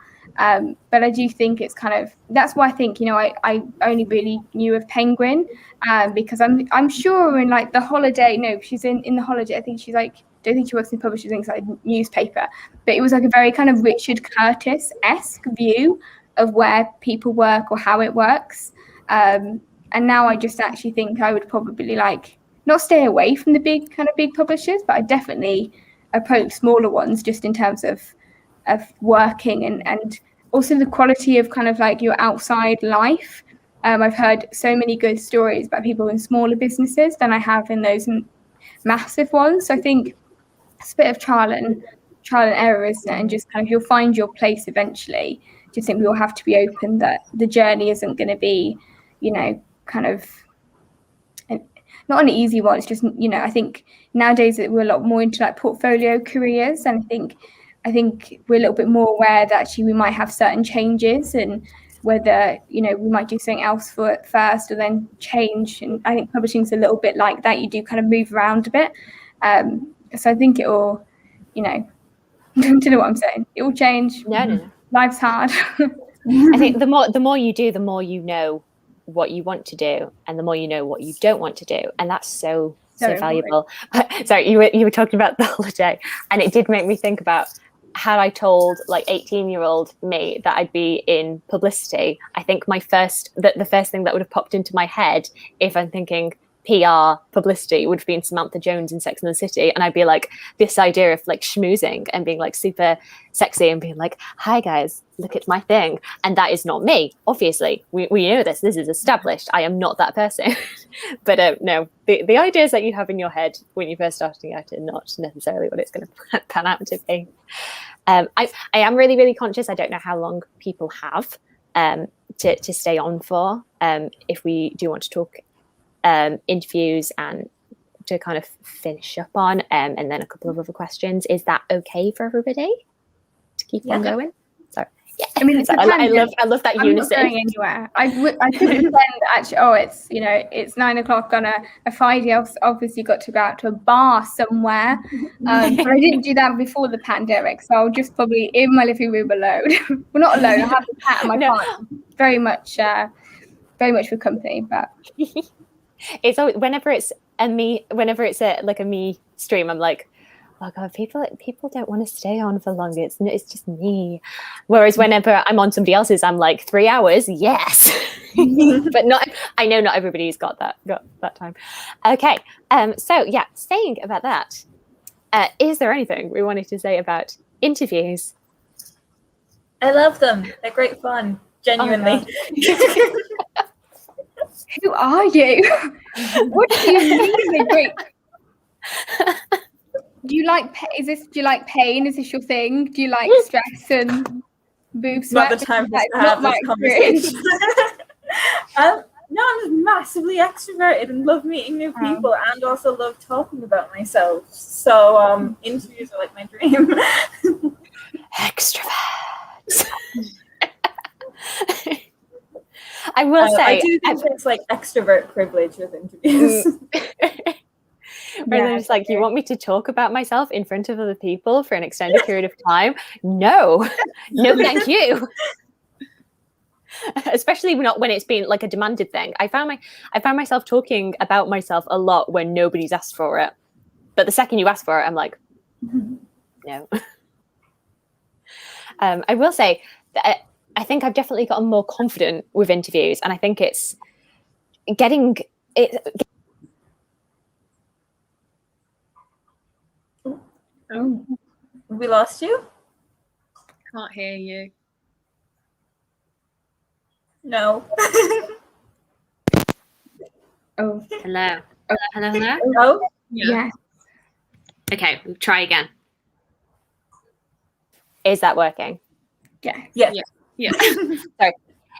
Siri activated by itself, and it just derailed the whole thing. No, I was saying, I think I've gotten better at interviews because it'll be different depending on what industry you're going into. I think in my head, interviews were always like that penultimate round of The Apprentice where they go to like be interviewed by Claude Littner and everybody's like being yelled at, and it's like, you're not a fish, you're not a big fish, you're not even a fish. Anyway, if you haven't watched The Apprentice, that will mean nothing to you.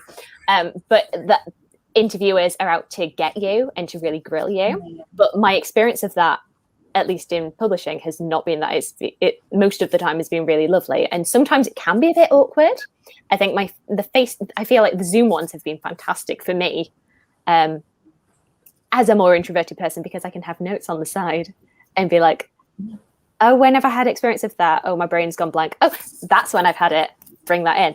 But I think it's just kind of knowing that the person on the other side is not out to get you, and they do want you to do well, and they're just trying to see how you would fit in with their work dynamic, with their office. And that's for me at least has been more comforting to be like, they don't hate me, they're not trying to catch me out at all points. Exactly. And I do think there is a lot you can prepare. Like at entry level, you are going to be asked things like, can you talk about a time that you worked in a team? Can you talk about a time that you managed a long-term project? Can you talk about a time you dealt with conflict? They're all things that you can prepare ahead of time. And I also think a really underrated skill in just life generally is saying, I don't know. Like I definitely had a question in one of my entry-level interviews, and I went on to get the job where I wasn't giving them the right answer. I could tell that my interviewer was pushing me to say something else. And what I ended up saying was, actually, I'm a little unsure how I would deal with this. What would you recommend that I do? Because that's what you would do if you were in the job. If you weren't sure how to do something, you would ask. And I think that's a skill that they would then really value in you. And I also think you don't need an answer for everything straight away. If you want to take a little bit of time to think, that's okay. You've got some water in front of you, take a drink of it to give yourself a bit of time. Say, oh, that's a really interesting question. And you bought yourself a little bit of thinking time there. It's like you said, they're not trying to catch you out and trip you up and make you look silly. They want to have someone who's good at the job, so they want you to do well. Yeah. It's not a tennis match. You've not missed a serve, or whatever the analogy is. I don't play tennis. You don't have to be instantly like, yeah, this. Give it some time to breathe. I kind of feel like too, there's a lot of like, this is also actually based off someone's TikTok I watched when they were like, the power of silence is actually really important, and leaving gaps, because like this TikToker was saying that when there's kind of a gap in a silence, people automatically try and fill it.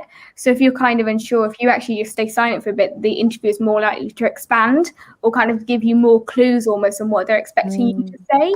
Because they, the question might be about conflict, and then you might leave it, and then they might go, well, if this happened, they're kind of helping you out, because as humans, generally, we don't kind of like awkward silences. So I think to allow silence if you're comfortable with it. It's probably very clear from this, I'm a very nervous, chaotic person, so I don't deal with silences that well and like to fill them at any opportunity. And in some ways that is my downfall of my personality in some ways, but in an interview, because my natural energy is just nervous excitement, just in general life, as is probably evident today.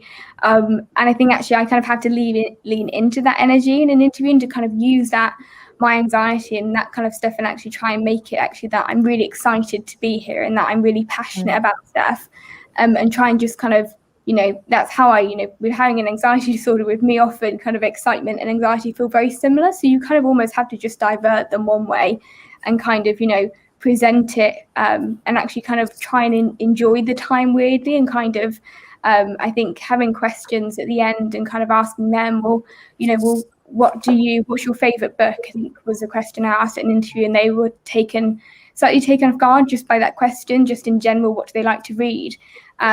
Because it wasn't maybe what they're expecting, but it was something very like kind of what I would say to anybody when I'm panicked, like, well, what are you reading? Tell me about you. And I think if you can kind of know that's what your personality is like, lean into it and use that as a strength, rather than thinking that it's going to be, rather than sitting there going, I'm talking too much, I'm blushing, I'm making really inappropriate comments, my mind is, going a million miles per hour. Just lean into that rather than kind of just thinking about it and going, oh, I'm doing this wrong. You have to kind of be on your side as well before you can even think about them being on your side. You kind of have to have your own back in knowing actually that it's fine and you're not going to die. And if you do die, then it's a very rare circumstance. And you'll probably have a plaque in the room because it won't have happened before. So you'll be okay.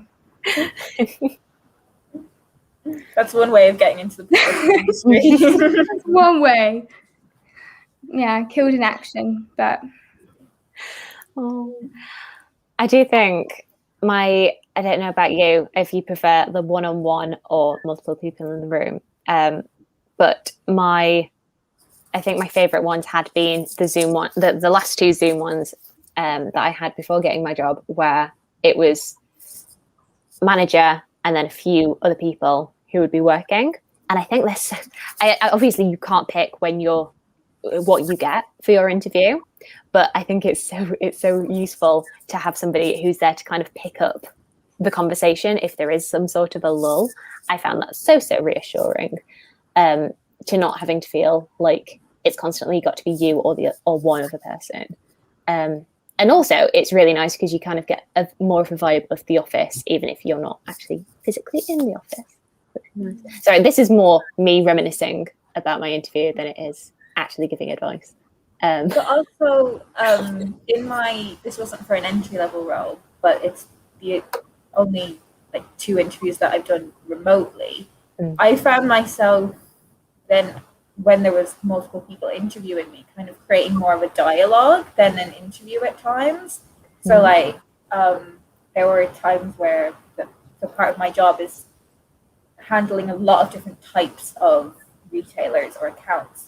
And they asked me, oh, how do you find managing what are called special sales and also traditional accounts? And I gave my answer to it, but I also knew that another person in the interview, I was kind of taking over her job.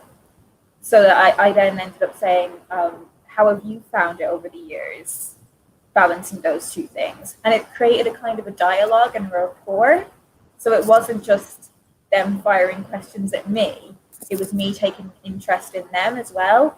Absolutely. And I think there, like you said about asking people questions at the end, is always really helpful because it shows that you've got an interest in them as individuals as well as having an interest in the company. I think I looked out in the sense that because I was interviewing in 2020, the very first thing that I could ask was, so have you found things in this difficult, tumultuous year? How have things changed? And it's a ready-made question that you can ask people. But yeah, I so agree with that. Just being able to take that, it not only just take the heat off of you, but like it is a way of showing your interest in the company and what they're about and like their individuality of the company. Sorry, I'm rambling. I think that also, I mean, maybe it's just because I always presume everybody's really nervous going about life. There's a part of me that thinks surely, like, if I'm kind of nervous, sorry, the cat's now being fed if that's really noisy. I kind of think whenever like when I'm in a theatre, I get really nervous this is me having anxiety, I get really nervous for the performers before they go on stage, because I'm like, oh my God, are they okay? They're getting really nervous. And I'm sometimes thinking that actually the people interviewing you, maybe not the top people who probably do this all the time, but if it's kind of a new manager that maybe this could be, their first time ever hiring someone, that you could be their first interview, they might also be a bit apprehensive, because it is kind of an anxious situation that you're going into, even if you've done loads. So I do kind of feel like, sorry, the cat's very hungry. But I do kind of think that maybe I just have to think that they're also probably a little bit nervous, and because it is a stressful situation for anybody. So again, they're on your side, I guess. And I think it's useful sometimes if someone from HR is there. I know people can feel differently, but sometimes it's quite good if it is someone from HR is also there, because you then kind of feel like you definitely have someone that is quite kind of doesn't have a bias really, because they're not kind of already, thinking they've got someone for the role already or whatever. So you can kind of think that they're a neutral person to look at. And I always pick one person to stare at in an interview. There's also one person I've just decided is my kind of like me and you, none of the other people. So I just think to kind of, relax and just get a sense of the different people. But it's really hard because you give all this advice, and then, when you go into an interview, it depends on how, unless you're an extrovert and it's like party time, it's kind of really hard to like gauge just how you're going to be. But I think, to just take your time, and everyone will be nervous regardless, I think. I apologize on behalf of all the experts. We are all in the sales team. That's probably true, actually, because I feel like everyone I know at work who's been extroverted, I think they've been in sales or like publicity, the people who can go on long kind of tours with authors and still have energy at the end of that. I'm kind of in awe. But yeah, I think that's another thing about publishing. So I'm not going off on a strand. So I think everybody thinks that I think you can be really shy, but you can also be really extroverted. I think the bookish stereotype, people think that you just don't talk to anybody, you just read all the time. But you do get lots of different people with lots of different personality types. So I don't really think there's a particular type of person in terms of personality that will get the role. You don't have, if you are naturally shy, then that's absolutely fine, because there's always, places for you in the various teams. So I wouldn't worry about having to go in there and thinking you either need to tone yourself down or tone yourself up, because it is a lot about your, where you'll fit in. And it takes all sorts of people, and you bring something different. For me, I am an introvert, and I can't, especially depending on who I'm around, I can be so incredibly shy. But then there's also a side of me that's just like, I want all of the people to be my friends, and I also want to share all of the book things with everybody. And if I'm passionate about something, I want everybody to know about it. And it's like two different sides of my personality that are constantly conflicting with each other. But I don't know. Hopefully it translates into me actually being able to do my job. Fingers crossed. We are 4 months in. We're almost at the end of that probation period. Almost there. I'm sure it has a happy ending. I'm sure. I've been joking about that I have weekly check-ins with my manager, and I keep on joking about, just if you don't want me at the end of it. And she's like, no, it's all good. I was like, thank you for validating me. I was going to say, you're saying as a joke, but deep down you're like, every day, this is the day I get fired, because that's how I go about my life. So obviously today they're going to fire me for not, for forgetting to use that capital letter in that one piece of copy I edited. That's the end of me. But like, this is the one where I'm caught. It's that imposter syndrome, constantly, that you're not doing a good enough job. Live with the confidence of a mediocre white man. It's so true. I'm amazing. We would have all stopped working, like literally probably at 4 o'clock or even earlier, because just kind of sometimes I do think at work when I'm kind of giving myself a hard time or feeling like I have to work so much all the time to kind of do it, I just think, what would a white man do? He'd probably clock off. He'd probably go to the pub. would be gone. Yeah. You probably go to a meeting and then just steal my idea anyway, so does it really matter? That guy. Oh, yeah. I had some questions from people which were not really like applying. They were kind of more general publishing. If you're interested,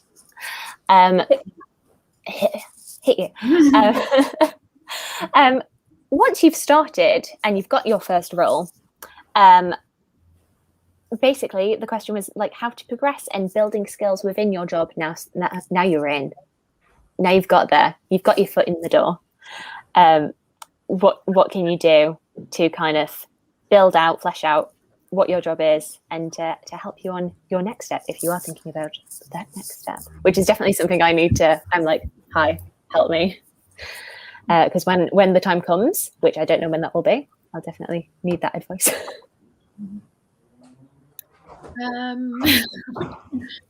I feel like really use your first job, your first experience to really get a taste of like exactly what you want to do, and not necessarily be the thing that you like started out with. So obviously, like I'm in the editorial department now. I do not think I want to be. I'm really sorry. I'm just going to put myself on mute while my partner is going in the freezer. Carry on, Harry.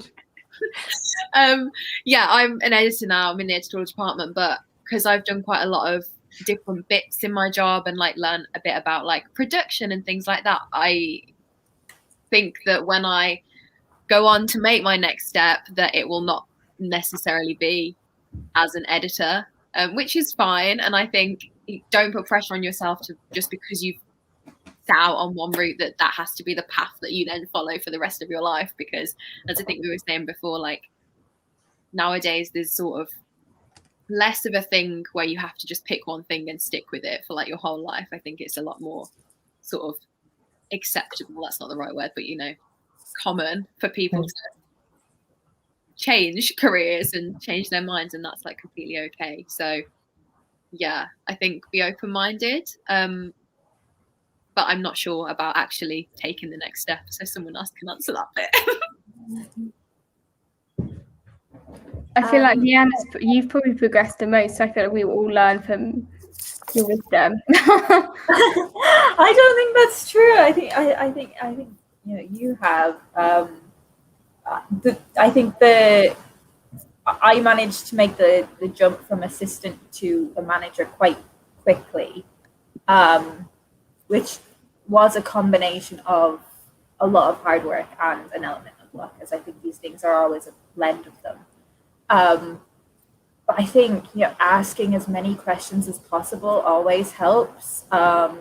Even if it's something that isn't directly related to your job, if you hear some people like talking about something in the office and you're like, I don't know what they were talking about, ask them what it means. Like people are friendly, people want you to learn. Like I was always asking to learn about things that I didn't really need to know about for my day-to-day as such. I was asking my manager, oh, can I go along to this meeting with you 1 week? And they're always going to be happy to accommodate you as much as you can. I think there is nothing more valuable in publishing than an excellent assistant who knows it, who becomes the person who knows how to do things that other people in the team don't know how to do. And I think I kind of became that, or I tried to become that person quite quickly. That if there was, oh, I don't really know how if the team was like, oh, how are we going to do this? I would go and try and figure out how we did it. If there was, if someone needed to go to the printer to do a stock signing, I was like, yeah, I'll go. Just kind of taking as many little opportunities as possible to learn as broadly as possible, and making yourself the person that people go to in the team when they don't know how to do something. Learn how to do VLOOKUP on Excel. Like everyone will love you. And in terms of then making that leap from being a really strong, well-informed assistant onto the next step, it is usually going to take you a lot of time. If you try and do it internally in the same company, it's going to take you even longer. I was someone who made the decision to go to a different company, and that is the quickest way of doing it. And it was about seeing a great opportunity and taking it when it came along and trying not to be scared of it, and doing a little bit of the living with the confidence of a mediocre white man, because I don't think anyone I work with would mind me saying I don't think I probably wasn't the most qualified person for the job, but other things I had were working in my favor, and I was confident. Like, confidence, I think, and confidence doesn't need to be, I'm the greatest person in the world, I was the best sales assistant, so I'll be the greatest key account manager. It can be a comfortableness in your own knowledge. Comfortableness, that's not a word. Comfort. This is why I wasn't in editorial. A comfort in your capabilities, but also your capacity to learn. If you're open to learning, I think that's a great way of progressing quickly. I feel like that was a really long-winded way of saying just learn stuff. Ask questions and learn stuff as much as you can. I think that's definitely true, and because I'm a combination of, I get very terrified by new things and when I don't know how to do something, but also I'm really eager to please people and I want to help people, which means that the job does get done. It just means until the job gets done, I am terrified that I'm going to do something wrong or that I'm just not going to be able to work out how to do it. But most of the time I've worked out how to do the thing. And once you've done it the one time, you're flying free. You'll be good. Also, if you don't know how to do the thing, you can ask someone. You can ask people. There's no shame in asking people. Do you know how long it's taken me to realize that? If you do it a bit wrong, it's probably fine. Like, that's something I think has taken me a long time to realize, is that, it's books, not bodies. Like, there's only so much we can mess up, It's not going to be the absolute end of the world. Like, they're books. Yes, they're important, but it's not going to be the end of the world if, these books get to a shop a day late, I know I've said it to you before about having one of my very first meetings was an equity and inclusion one, and the colleague who was taking it just at the top of the meeting to all of us, it was like a full staff meeting, was like, at the end of the day, they're just books. It's fine. Yeah.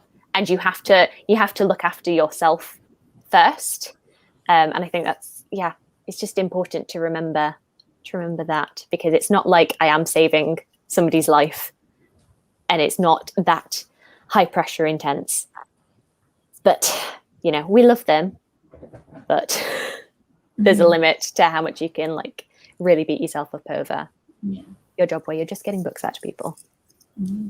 And also on the progress front, having being an assistant for a long time and having a foundation is actually a really, really good thing. And as much as I love what I'm doing right now, and is definitely the thing that I want to be doing and the thing I find most fulfilling, there's a lot of elements of being an assistant that I really miss. So you don't be in too much of a rush, unless you want to have disposable income, and then maybe rush. Unless you want to earn more money, which I think, I kind of feel like with publishing, it's so bad. Progression tends to be quite slow. It, just as Leanne said, it's one company. So with the person who asked about, I guess, actual skills, I sometimes think I made this mistake. I was an assistant for like 3.5 years, but I was also basically already doing the job of an executive and of really what I'm doing now. And I now look back and think actually that I was used a bit, because they knew they were getting someone with a wealth of experience that was kind of being used as an in-house kind of person for less money, and I was kind of waiting around thinking, you know, I won an award, now they'll promote me, now they'll do this. And actually I think half of knowing you're kind of, well, get kind of progressing is knowing your worth, and actually knowing that, especially in big corporations, that actually unfortunately they're not going to come around with a magic wand, because the people are lovely, but it doesn't necessarily mean that the systems we work in are lovely. And so I would say that if you feel like you've got the skills to progress, and actually you can kind of see a pathway, I would definitely be brave, just as Leanne said, and to go for it and apply and speak to people, because actually I realized that I probably, you know, could have had another job in between getting the one that I'm currently in, and still actually be kind of at the level I am now. But I think it only took me until you know, when I got my job, to realize that actually that was kind of going on. And I think that's the story I hear from a lot of people. So I think there's value in definitely kind of staying in an assistant role to really learn and to hone your skills, because you do just learn so much because you do everything. And you kind of, you know, you do end up taking work from more senior colleagues, and you also do some of the admin and all those stuff. But I think there has to be a point when you actually say, I'm worth more, and now it's time. And that takes such confidence. Obviously, my old job will come to arrest me now if you heard the sirens. I kind of feel like I think you probably have way more skills, and you're probably already a step above where you think you are, just because I think of how we're progression. And now we're talking about it more because we're talking about being more transparent of how much we earn and different pay bands and pay scales. And I think we're probably all one step above where we're being paid because of the systems, I guess, that we work in. So I would kind of don't think it's not a tick list. Don't think, well, I can't progress until this, or I haven't done this, because again, the whole white man thing, it's like, isn't that the thing about a white, there's like, well, you know, they would read a kind of a job description, fulfill 50% of the job description and apply, whereas a woman, I know I certainly wouldn't. I wouldn't apply for jobs unless, if there was one thing on that list I didn't feel like I had, I would go, oh, that's obviously that's not me. So I think don't wait around for it, because I think you'll be waiting for a long time, and especially in publishing, that does actually, in comparison to, obviously it does pay, you know, well if you're going from the Midlands or wherever, but in terms of London, in comparison to other industries, it isn't well paid, so you can't really afford necessarily to wait around for them to kind of grant your wish of being promoted. You have to kind of go out there for yourself and think. I think, sorry, I've got one more thing to say, I keep speaking. I also realised that in terms of actually progressing, it is about knowing your worth. It's actually about telling them your worth. So I think one thing I now do a lot more in my job is, when I have had amazing results and increased things by certain percentages and said, you know, that I made the company this much money, and I can tell because I've tracked the links to it and I can track the conversion to sale, I tell people, because then I know that they're aware of the contribution I'm making.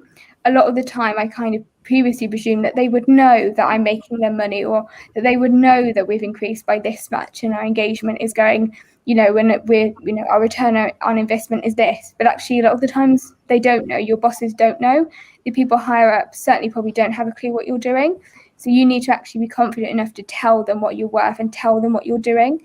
But I think that comes in time, because I think I always wanted to make myself slightly smaller for some random reason. I didn't really want to shout about anything, but actually I think you do just have to kind of tell people, because otherwise, unfortunately, they might not take notice, and it can take quite a long time for you to learn that lesson. So please do that and leave before 3 years. Avoid my mistake I did.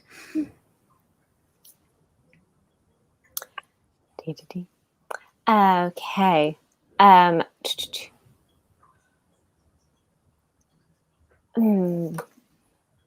Some of these are like, I don't think are very applicable to what we were saying. Are there any roles in publishing that not many people know about, or are more behind the scenes? I mean, technically, we're not the authors, so we are all behind the scenes. I feel like production is one of those ones that people don't think about.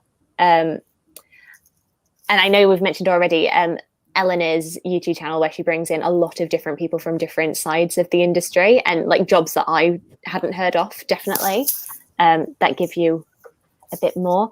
I think people don't think about rights or HR because they can't. Once again, the thing of, is it publishing if it's this side? But it's all LinkedIn. There's got to be a HR in even in a publishing company.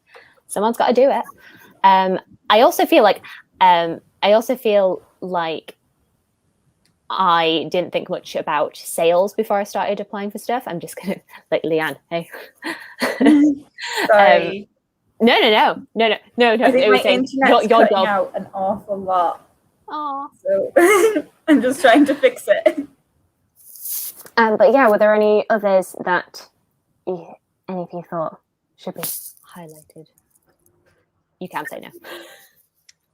I guess I don't really know about other companies, but at my company, we work with a lot of freelancers. So we'll have like proofreaders that are just freelance proofreaders, and we will use them. So I think like, you know, there are opportunities that way where you would be working with like lots of different companies, and you're not obviously doing the full project. You're just reading one book all the way through or whatever. At least that's what the proofreaders are doing for us, like reading our guides.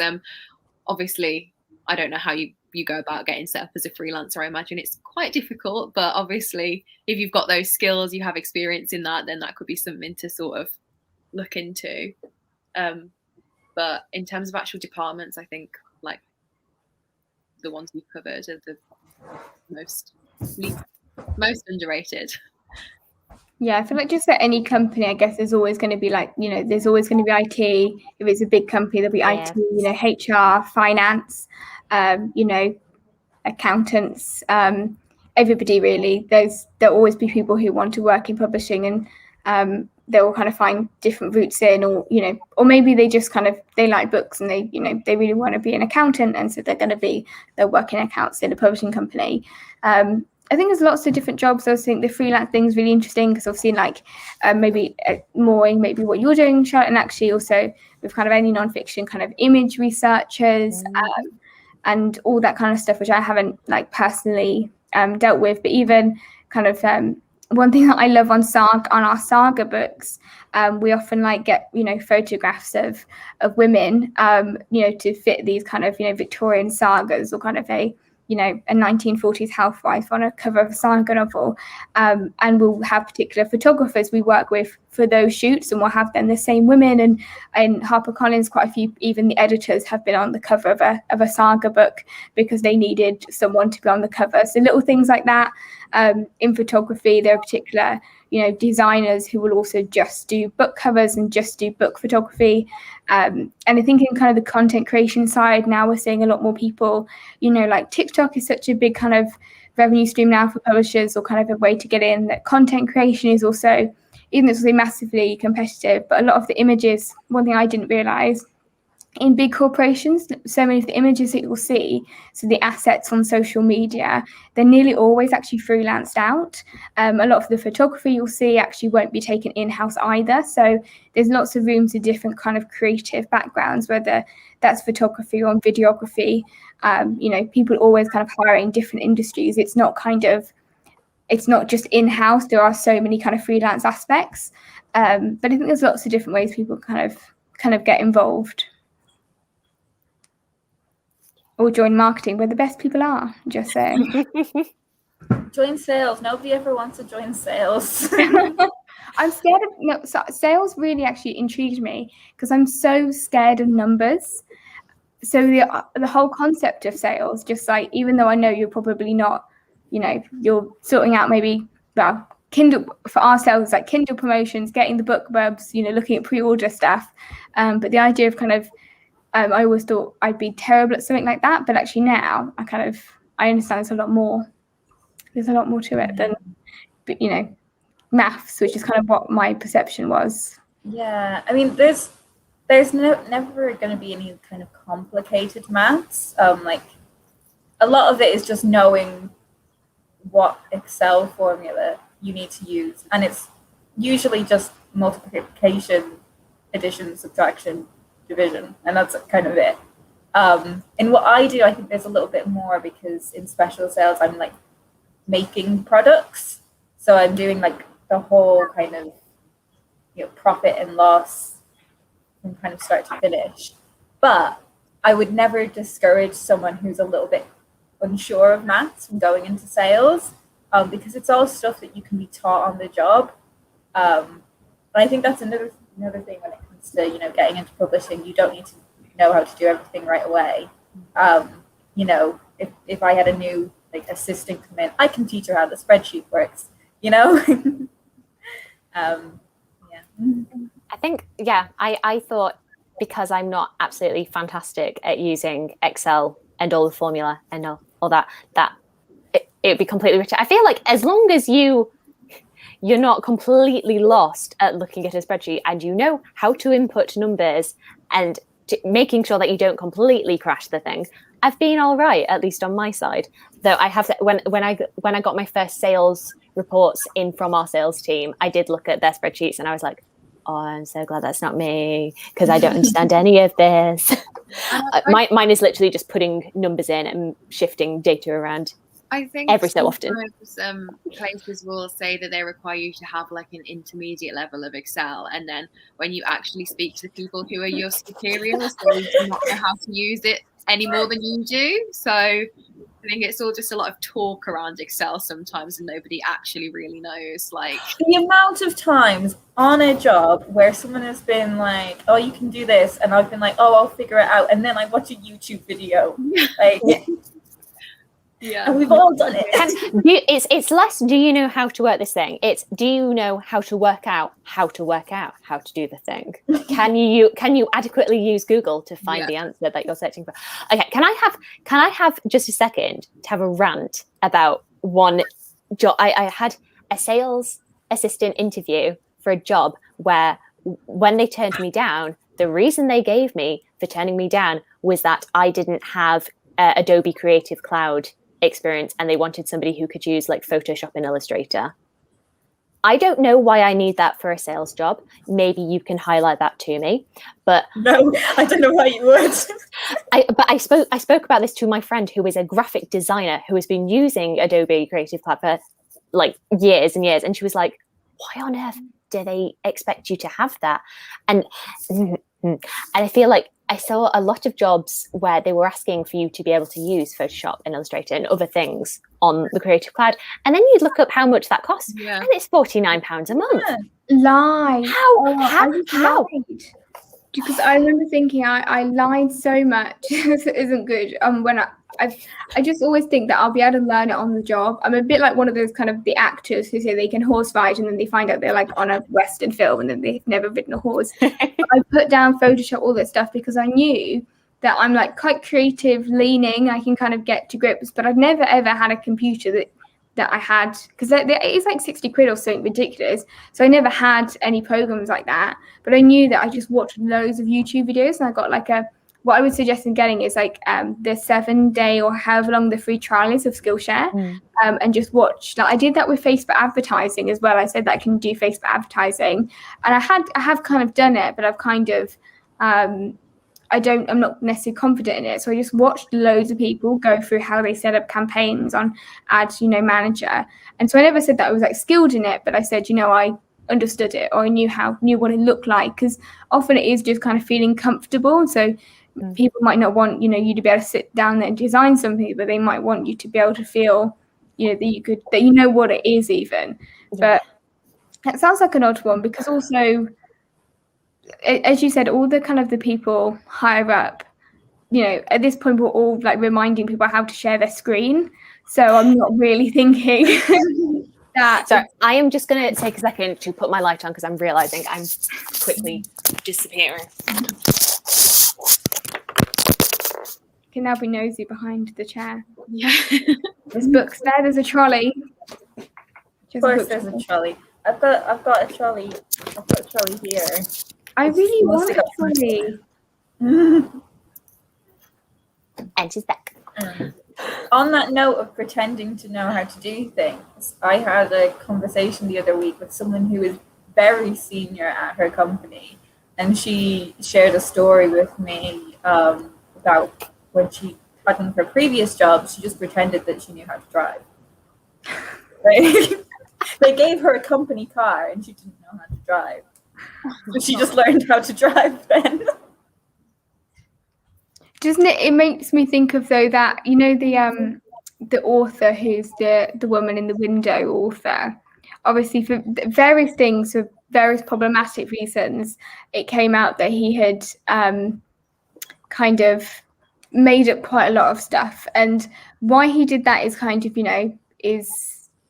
it's so layered, but it did kind of make me think that actually, again, it is kind of so many people can get so far because people just don't check anything. And I think maybe we kind of sit there going, God, I don't know how to use Excel, but maybe someone with confidence would actually go, well, but I can learn and I can do this, or, so I do think there's kind of a certain level of confidence to kind of the fake it till you make it has to come into it, because otherwise, also as an assistant, that your job is to assist people and it's to learn.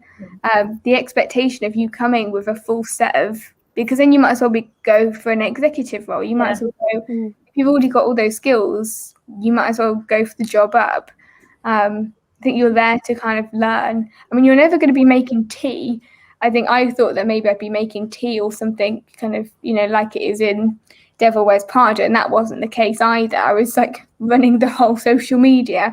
So I kind of think you can prepare, but I think you don't need all of those things, because you will just learn, and people will teach you how to do your job, because that's their job really as a manager, is to teach you to do things.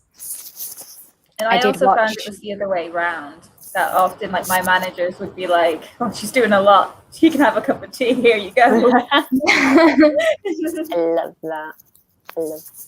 I did watch before I started my job, I did watch Devil Wears Prada just like the night before, because I was like, this is one of the worst it could be. This is hopefully not what my manager is. And then I got to the job, and she's lovely, absolutely lovely. Though we can have a whole conversation about Miranda Priestley and how she's not the devil. I will rant for a long time about that. Sorry, have any of you seen Younger? I know, is it the one with Hilary Duff in it and Sutton Foster? Because I've not seen it, I've just seen the trailers for it, so I don't know what their perception of publishing is, what they show. I've not seen it either. Anybody? Lana, is it the one with Hilary Duff? Where basically, I think it's a show where Sutton Foster is pretending to be 25 when she's actually 40, or something like that. But I've not seen the whole thing. I've just seen the advert, and that's just stuck in my head because Hilary Duff lives rent free in my brain, because Lizzie McGuire was everything to me when I was 8 years old. I do think there is a lot of things about publishing that are quite spoofable, though. So I can see how it would be turned into a slightly silly TV show, if that's what it is. This is also what I've been enjoying. I know they had like Publishing Tea disappeared briefly today. Yeah. But I feel like whenever I think about my career in publishing, I always think there's quite a few stories for my memoirs of kind of terrible people, and how awful it is and how good it is all at the same time. So I think maybe if you haven't got a job yet, don't read it, because I feel a bit old now, and even though I haven't been in that long, I already feel a bit bitter about the whole industry. I just think is we need to kind of change it all. But I do think there's so much of it that is just like, what, like, how are these people in charge? Like, why? I just kind of sit there and just kind of question a lot of things.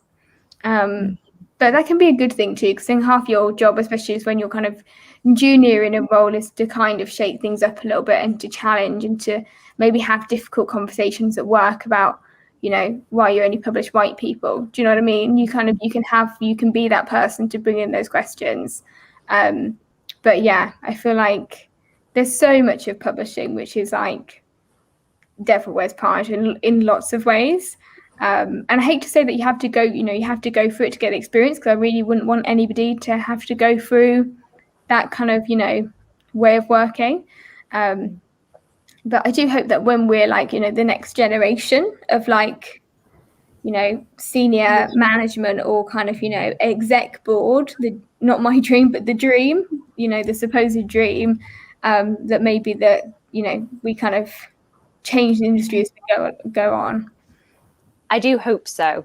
I do always hope that, because I think what I see a lot of the time is, especially like my parents' generation, is a lot of, I was treated badly at my job and therefore I am allowed to treat other people badly who are starting out. And I'm hoping that we're getting away from that in all aspects, but please. I don't like being mean to people. It's tiring. So much less effort to be nice to people. Make people a cup of tea. Makes the world a better place. I feel like everything can be solved with a cup of tea and a biscuit on an office floor. I think actually you can kind of sort out, you can feel like your workload is overwhelming and you can feel like as stressed, but sometimes all you need is to take a bit of a break, have a biscuit, and then realise actually, and it doesn't really matter that I scheduled that tweet for 10 p.m. rather than 10 a.m. The author will survive and I'll see another day. Yeah. So I always say, if obviously it doesn't apply for everything, but if you're having a really bad day, just check yourself. Are you fed? Are you watered? Have you had some fresh air in the past 24 hours or some sunlight? If not, sort it out. Are you just a bit tired? Yes. Could you benefit from taking your eyes away from a screen if you can do that?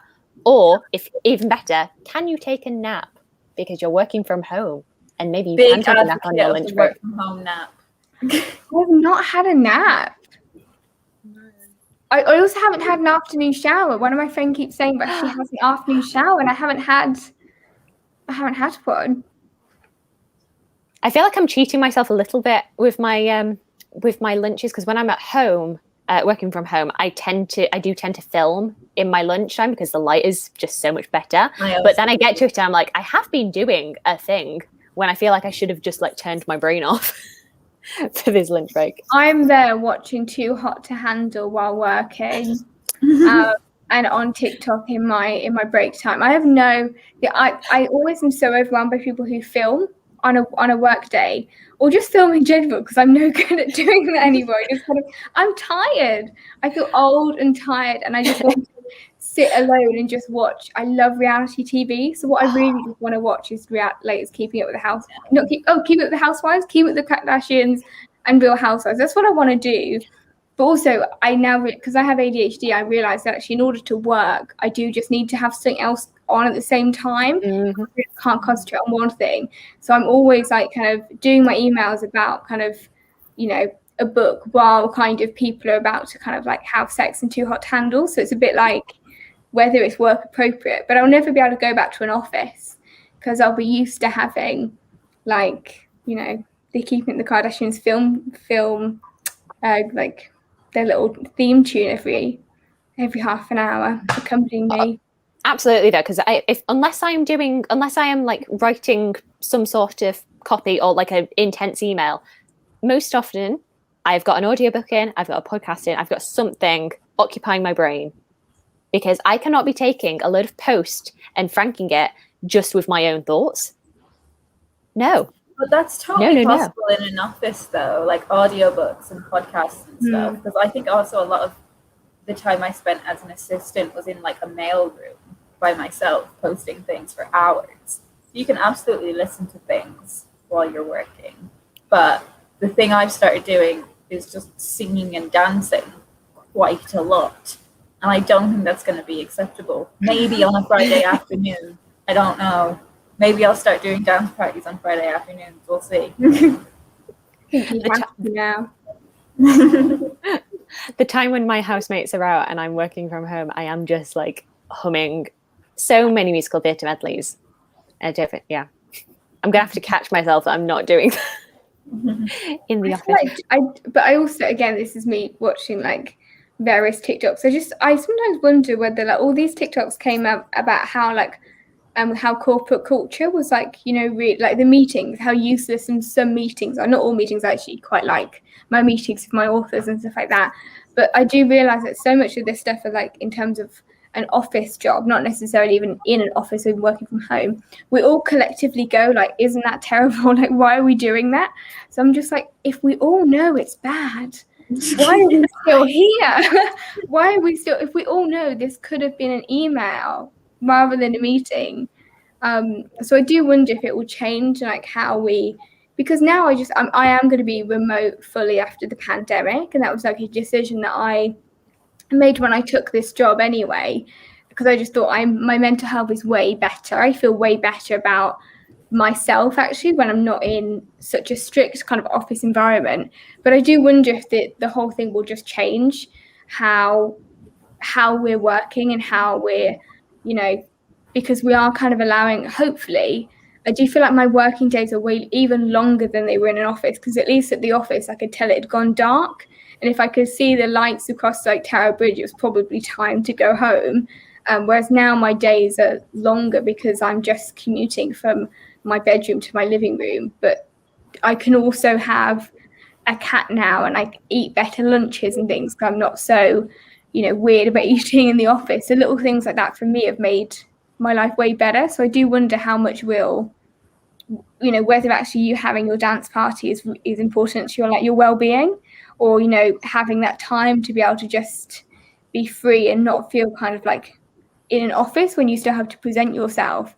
I wonder if like we'll kind of have more space for that in an office rather than just having to be kind of, you know, like the presenteeism that I find in office sometimes quite a lot. I wonder if that will like shift. Yeah. When we're back in that. I'm really hoping, because my company have been really good about saying, like, making it very clear that they're going to keep up the flexible working arrangement after. I think that they're working on trying to get us back by September, but if you're not comfortable or you don't want to, that's fine. That is absolutely fine. So I would ideally, because I have noticed there are some days when I'm not in the office and I can feel myself getting distracted more than I would be. I think on some level, for some days I do need to be in to kind of focus my attention a little bit more. But I'd love to have it if I did like Mondays and Fridays at home, and then Tuesday, Wednesday, Thursday in the office. I feel like that would be like my sweet spot. Yeah. But it is very nice to be able to be in your house whilst you're doing work, and also like if everybody else in your house is out, I can do the washing, and it's great. Yes. And I'm getting stuff done, and I don't have to do all of those annoying jobs at the weekend, which is meant to be my free time. I want free time. I think I'm going to be Tuesday, Wednesday, Thursday in the office, which I'm more than happy with. I know people would feel different ways, but I think the hybrid is what would work best for me, because I find it really frustrating not being able to just go over to someone's desk and ask them a question, and it being a 5-minute thing instead of like, I'm going to email you the question and then it'll take you an hour to reply to me, which is fair enough. An hour to get to an email is actually very quick. But then it might take me half an hour to reply to you, and it could just be a 5-minute conversation. Yeah. But equally, there are a lot of benefits, which we've covered, of working from home that I do not want to say goodbye to. I guess this is the thing, is that we are talking about it now, but we can't really talk about what it's going to be like in the next couple of years, because we're still going through it. I don't know how much of what we're saying at the moment will still be applicable, because it does feel like it's every industry does feel like it's evolving and shifting because of the year that we've had, almost 2 years that we've had. I guess that's fun and exciting, and it keeps us on our toes. Yeah. I guess I kind of hope that. Sorry. No. I kind of hope that at least like we can prove now that it doesn't have to be so London centric, and that, you know, you can do it anywhere. And I think the London bubble hopefully will pop. And you know, I mean, I bought a Mac because the money I saved off, like I could finally replace my computer because I wasn't commuting anymore. So I actually had money to spend on something, and little things like that. I just realized I don't really want to go back to when all my money seems to just any extra money I had went on commuting to a job and all that kind of questions. But I think in my job now, it means that I'll be able to, even though I want to be in London for a while, I could, if I wanted to, move back up to York, which is like my end kind of goal, if I wanted to move anywhere, because I know, just as you like come down, I'm going to be like, goodbye, I'm going to go back and forth. But like, I never wanted to live in London. And even though I really love here, I kind of want to be able to I would love to be able to have a publishing job, but still be able to go up and see my family in Newcastle, or, you know, have a life that is beyond London. Like, I would love to just move somewhere else and not have to worry about having to actually start a whole new industry. So I kind of hope that I don't know how it will be with kind of the bigger publishers, because I think they're still going to be quite London to an extent, but I hope it's kind of made people look outside of that bubble a little bit. I think it's also drawn more attention to indies as well, because people have been looking at where they are living and what's around them, and how different people recruit. But I personally would just quite like to, you know, maybe like the fact that I know now that if I wanted to do like a working holiday, I could take myself off to, I don't know, to like Scotland for a week, and actually I could still have maybe a couple of days on holiday and then work somewhere, and that'd be fine. So like little things that you get that from remote working that I hope, you know, I'd be able to implement in my life going forward. Like, you know, the idea of having a family would just felt absolutely impossible if I was in office and in London. But if you can kind of take that somewhere else and have it a bit cheaper, and, you know, it kind of opens a few more doors for people. But mainly I just really miss Monk Bar chocolatiers in York. So I just made a chocolate shot, as I did at university. That's where all my money went. Basically, what we're getting at is that we are taking both you, Caris, and Leanne up to York, and we are going to drag you around all the places that we loved. I do miss it. I mean, I looked around my flat, just like brief distraction. Yeah. I can currently see 4 pictures on my wall of York, and then there's like one there and one there and also one there. So it's like I've got like an ex who I'm just still so in love with.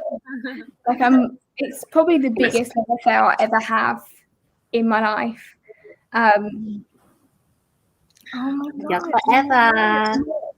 I've got you don't have to know about this, but oh God, you know what? I feel like I don't even drink. I just felt like I was drunk then, being like, oh, it was somewhere on my wall. The one that got away. I just kind of feel like, you know, would I have ever been able to do that if the pandemic hadn't happened? Would the idea of me being able to say, actually, in 2 years' time, I want to viably be able to leave London and to work in publishing, I probably would have said no. So I kind of have hope, despite feeling really bitter and angry about the industry for some reason today. I think I woke up and chose violence. But I think that's a great thing for like publishing hopefuls to now be aware of as well, is that, you know, they can ask at interview, you know, what is your approach to remote working and flexible working? And there's an element then of not just the company seeing if you're right for them, but is this company right for you as well? Like, do they facilitate something that's going to suit your lifestyle? I think no job is worth sacrificing. I think maybe it's just what I've learned, is that I sometimes look at my life and I go, am I doing it because it's what would look good? What would look good on my CV would be working in one of the top publishers. This would look good to other people, but would it actually make my life happier? Would it actually make my life? Because I think we all, at the end of the day, what kind of matters in life is the stuff not completely the stuff kind of we go home to, or how we spend our time, because I think my job is a big part of my identity, but I think it can become dangerous when that's all it is, because then your hobby becomes the thing you're paid for, and that can get quite toxic and will round up. So I think being able to have a sense of separation, and actually you have to do it because it makes you happy rather than because it's what you think you should be doing. And sometimes a publishing job is can often be a thing because it sounds good and it sounds fancy, and it kind of sounds like you've made it to a certain extent. But if it doesn't, you kind of have to, if being in publishing works for you, then great. But then actually, if leaving publishing, if you leave publishing and go and do something different, then that's just kind of what you should do, because it's kind of not worth sacrificing your mental health or your money over, to be honest. So I'll be leaving. This is my resignation from my employer. My last day will be Monday. I didn't think I was going to make you quit in the middle of the live stream. Well, to be fair, I'm really enjoying my job, but I think previously in bigger companies, I just think I sacrificed quite a lot. And actually I now realize that you don't have to do that, and you shouldn't have to do that just to feel like you're in a publishing job, because you have to kind of be happy and healthy to be able to enjoy it. And you can't if you're, not eating and not sleeping and all those various things. I think a lot of assistants, and myself included, did. I think there's a lot of interesting things to look at the conflation between a publishing job and your identity. How many other industries do you know where everyone has their job description in their Twitter bio? You don't get engineers that do this. So true. And also what company as well, it's like a statement of like where you work as well. That is such a good point. And I wonder if I sometimes think if I look at followings on social media and thought, if I didn't have, especially when I was at HarperCollins, I was like, I wonder how many less people would probably follow me, if I didn't have HarperCollins in my name, and that sense of kind of being attached to something bigger and grander. It's quite troubling, really. That's why I think we should just all take a break from life. Can you hear that in the background of mine? Somebody's got music outside. What can people hear? Hope we haven't put anyone off going into No, I'm so sorry. It was probably the right thing.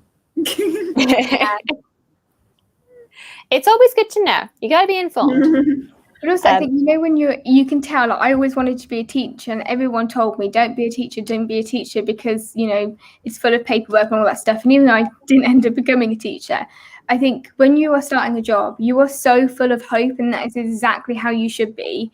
That even if people say, oh, it's long hours, all this, you don't care, because you are so excited about it and so full of hope. So even if people say, oh, it's really hard, it doesn't matter. I think it's good to kind of be there with the reality, so you're there to support people when sometimes the reality can be difficult. But I think a lot of the times, part of being young and hopeful as we are is actually having the passion and excitement for life, and that we all think we're going to change the world with what we're doing and have these big, bright ideas, because that's kind of what we're here for. And so I kind of don't think anybody would ever be put off, because if they've got that fire in them, you could probably say that, no one ever gets paid, and someone would still probably sign their name on the list to kind of get in. Yay. So I feel like you're very. Oh, I can hear myself double. No, I don't know. I feel like that's a really nice rounding off. I don't know. I feel like I should have one last thing to finish off. What have we got? What about what has surprised you the most since you started working in the publishing industry? Alternatively, you can say something that you like about it, if that's too broad.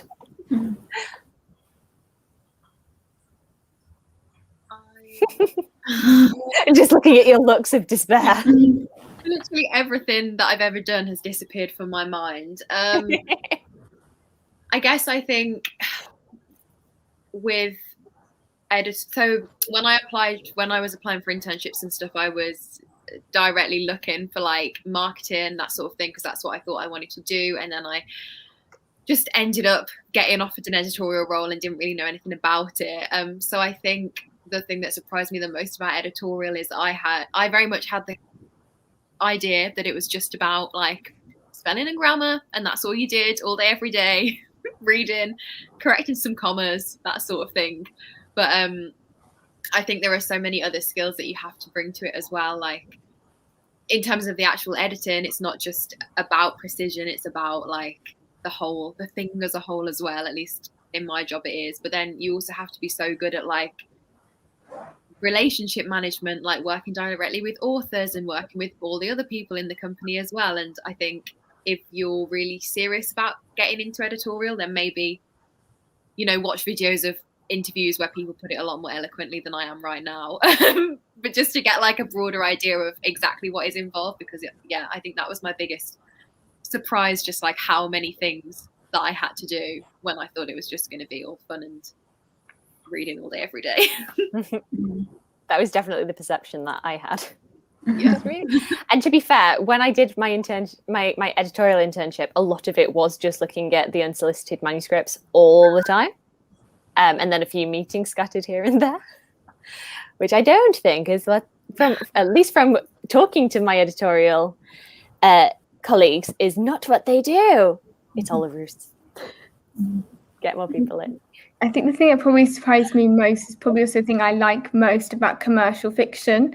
And it's actually like there's so many projects or books we do with authors that are like IP projects. So we kind of come up with the idea almost and based on kind of what's commercial or what's working right now. And so I think what kind of surprised me actually is sometimes how collaborative kind of relationships between editors and authors are, and also marketing, and actually just seeing how many different lives a book can have, because I'll be constantly changing the Amazon copy to see if there's if a new film has come out, then I'll change it and we'll kind of revamp the cover as there was a time in commercial publishing where every book had like a red door on it, or every book was blue with like yellow font, and so we kind of quickly all changed and kind of updated to what was working.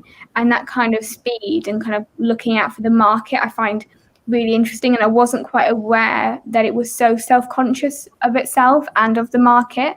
And so with IP projects, when we know orphans really work, a book about an orphan in commercial fiction, if it's the orphan's sister or the found orphan or any little things like that, we'll kind of go off and find a writer who will write that book, and it's really got a commercial hook.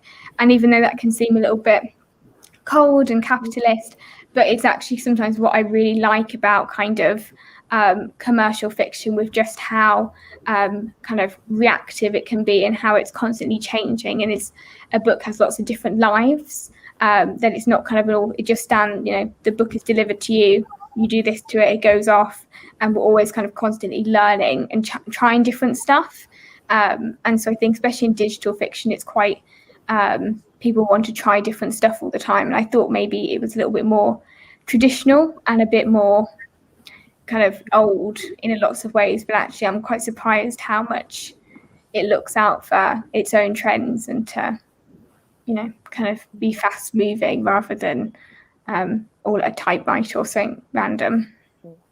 Sorry, I got distracted for a couple of seconds because as soon as you said about like doors and blue background, yellow font, I was just thinking about different books that fit that. All of them, or like now you see like books with like there's like an icon, so like the Hunting Party I think has like the stag, and there's those covers then really work, and then you see loads of them. You'll see kind of the Kindle chart, they all kind of look the same, or they have similar patterns, and it's because what a consumer's reacting to and how we change different covers for US audiences. There was a big conversation with in my previous life with the New York team about actually the woman on the front of the book had to have a red dress because red was what really spoke to American audiences rather than the blue dress, and little changes like that you just wouldn't think of, that actually there is so much data and kind of consumer research and kind of knowing and these editors and people well, not just the editors. If you're in a small team, it's kind of very collaborative,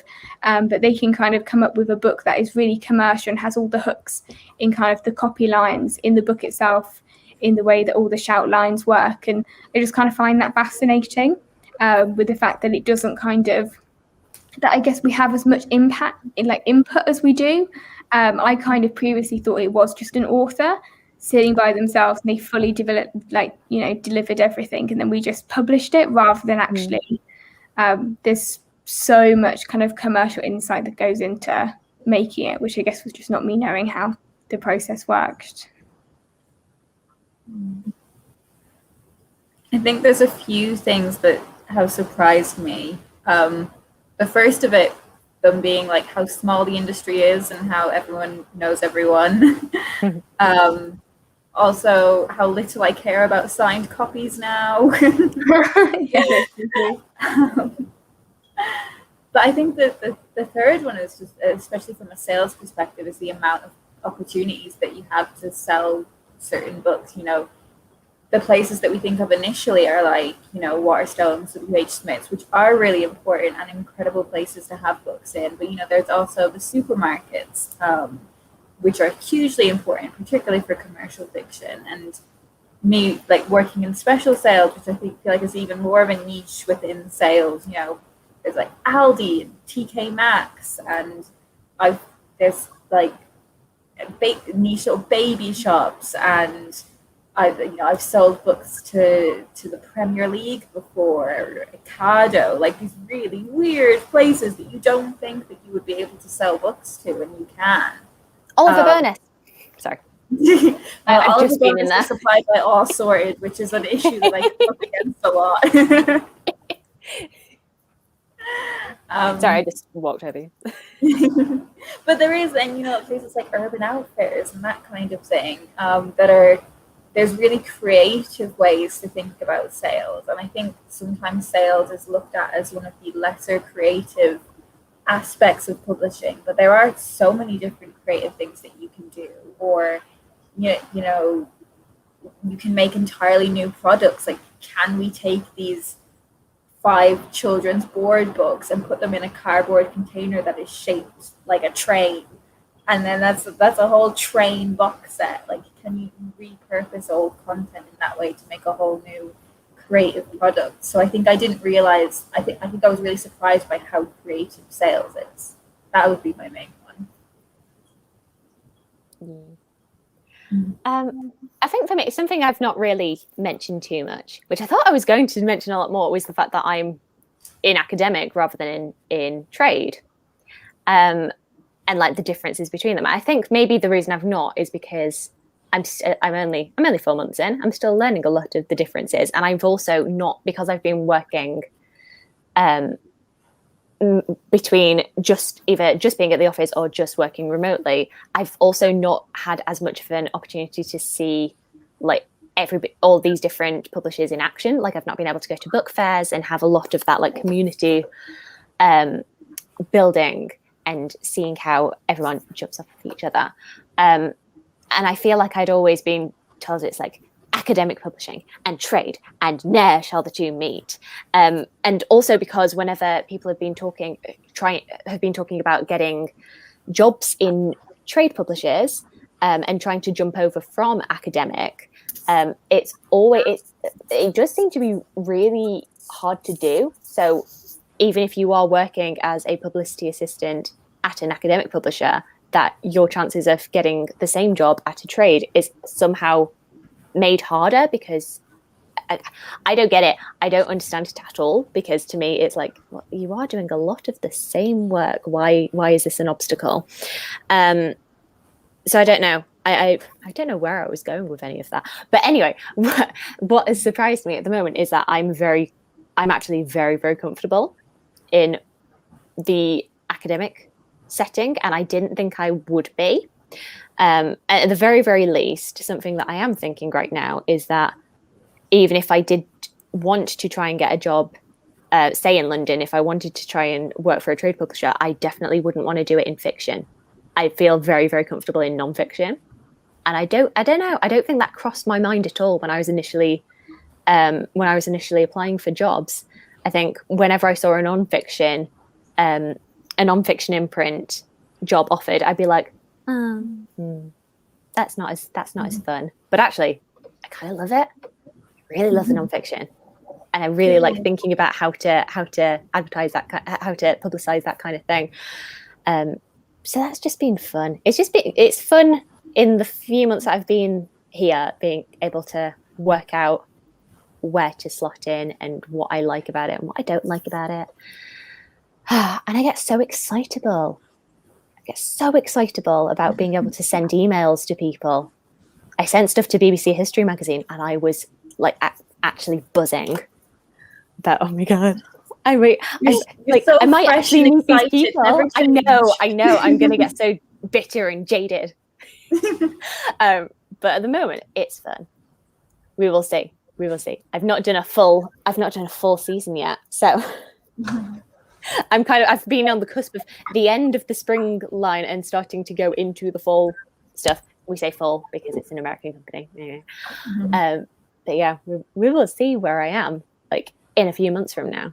But at the moment, it all feels very fresh and new. And it's interesting how much I thought that there was such a distinction between what I'd be doing. I think I literally thought that academic was all monographs all the time, which is hilarious because like currently the laptop is stood on a pile of Yale University Press books that I got from bookshops. So I don't know what I was thinking there. But no, I don't know. I think it's just something that I didn't think a lot about. And now obviously I am thinking a lot more about where academic publishers play a part. And maybe I will have more eloquent thoughts in the future. But for now, them's my thoughts about academic versus trade. Hey, well, this has been absolutely lovely, and I love chatting with you guys. And a massive thank you for agreeing to let me ramble on at you, and then also want to talk back to me about this, because I definitely couldn't have done it without you. It's been very, very nice. Yeah, thank you for asking us. Yeah. Thank you. I was just like, I have an idea, but I can't do it by myself. I'm literally Velma Kelly in Chicago being like, but I can't do it alone. So thank you for coming to join my publishing dance. So yeah, and I would say, obviously, I am not anybody who's still watching. Well done. Probably my mom. My mom. I did enjoy. Oh. Silently judged. Well, not silently. I guess it's silently. But what was I going to say? I don't know what I was going to say. Oh no! If you are still watching, or if you're watching in the future, I obviously have not been around the block of publishing enough to know everything. But if you did have any questions, I'm very happy to answer them to the best of my ability. And all of the social media things are scattered around, so you know where to find me. Or if you just want to see me have little rambles about what I'm doing, that's cool too. I don't know about the rest of you. But no, I just thought that this would be helpful, and hopefully you've gotten something out of it. And I've just had a good time being able to chat with 3 of my favorite people. And yeah, maybe hopefully we can do it again sometime on a different thing, on a different topic. Yeah, I don't know how to end things. So legally, I would like to say to my employer, I'm not actually going to resign on Monday. You've been very good to me, and I do really like my job. I'm just a massive communist. I apologize. Just in case, then I can just, if they bring anything up, I can be like, at the end, I made a note for legal reasons. My lefty opinions are mine and mine alone, and not representative of the company that I work for. My opinions also don't represent any company I work for, or any company which may be buying them.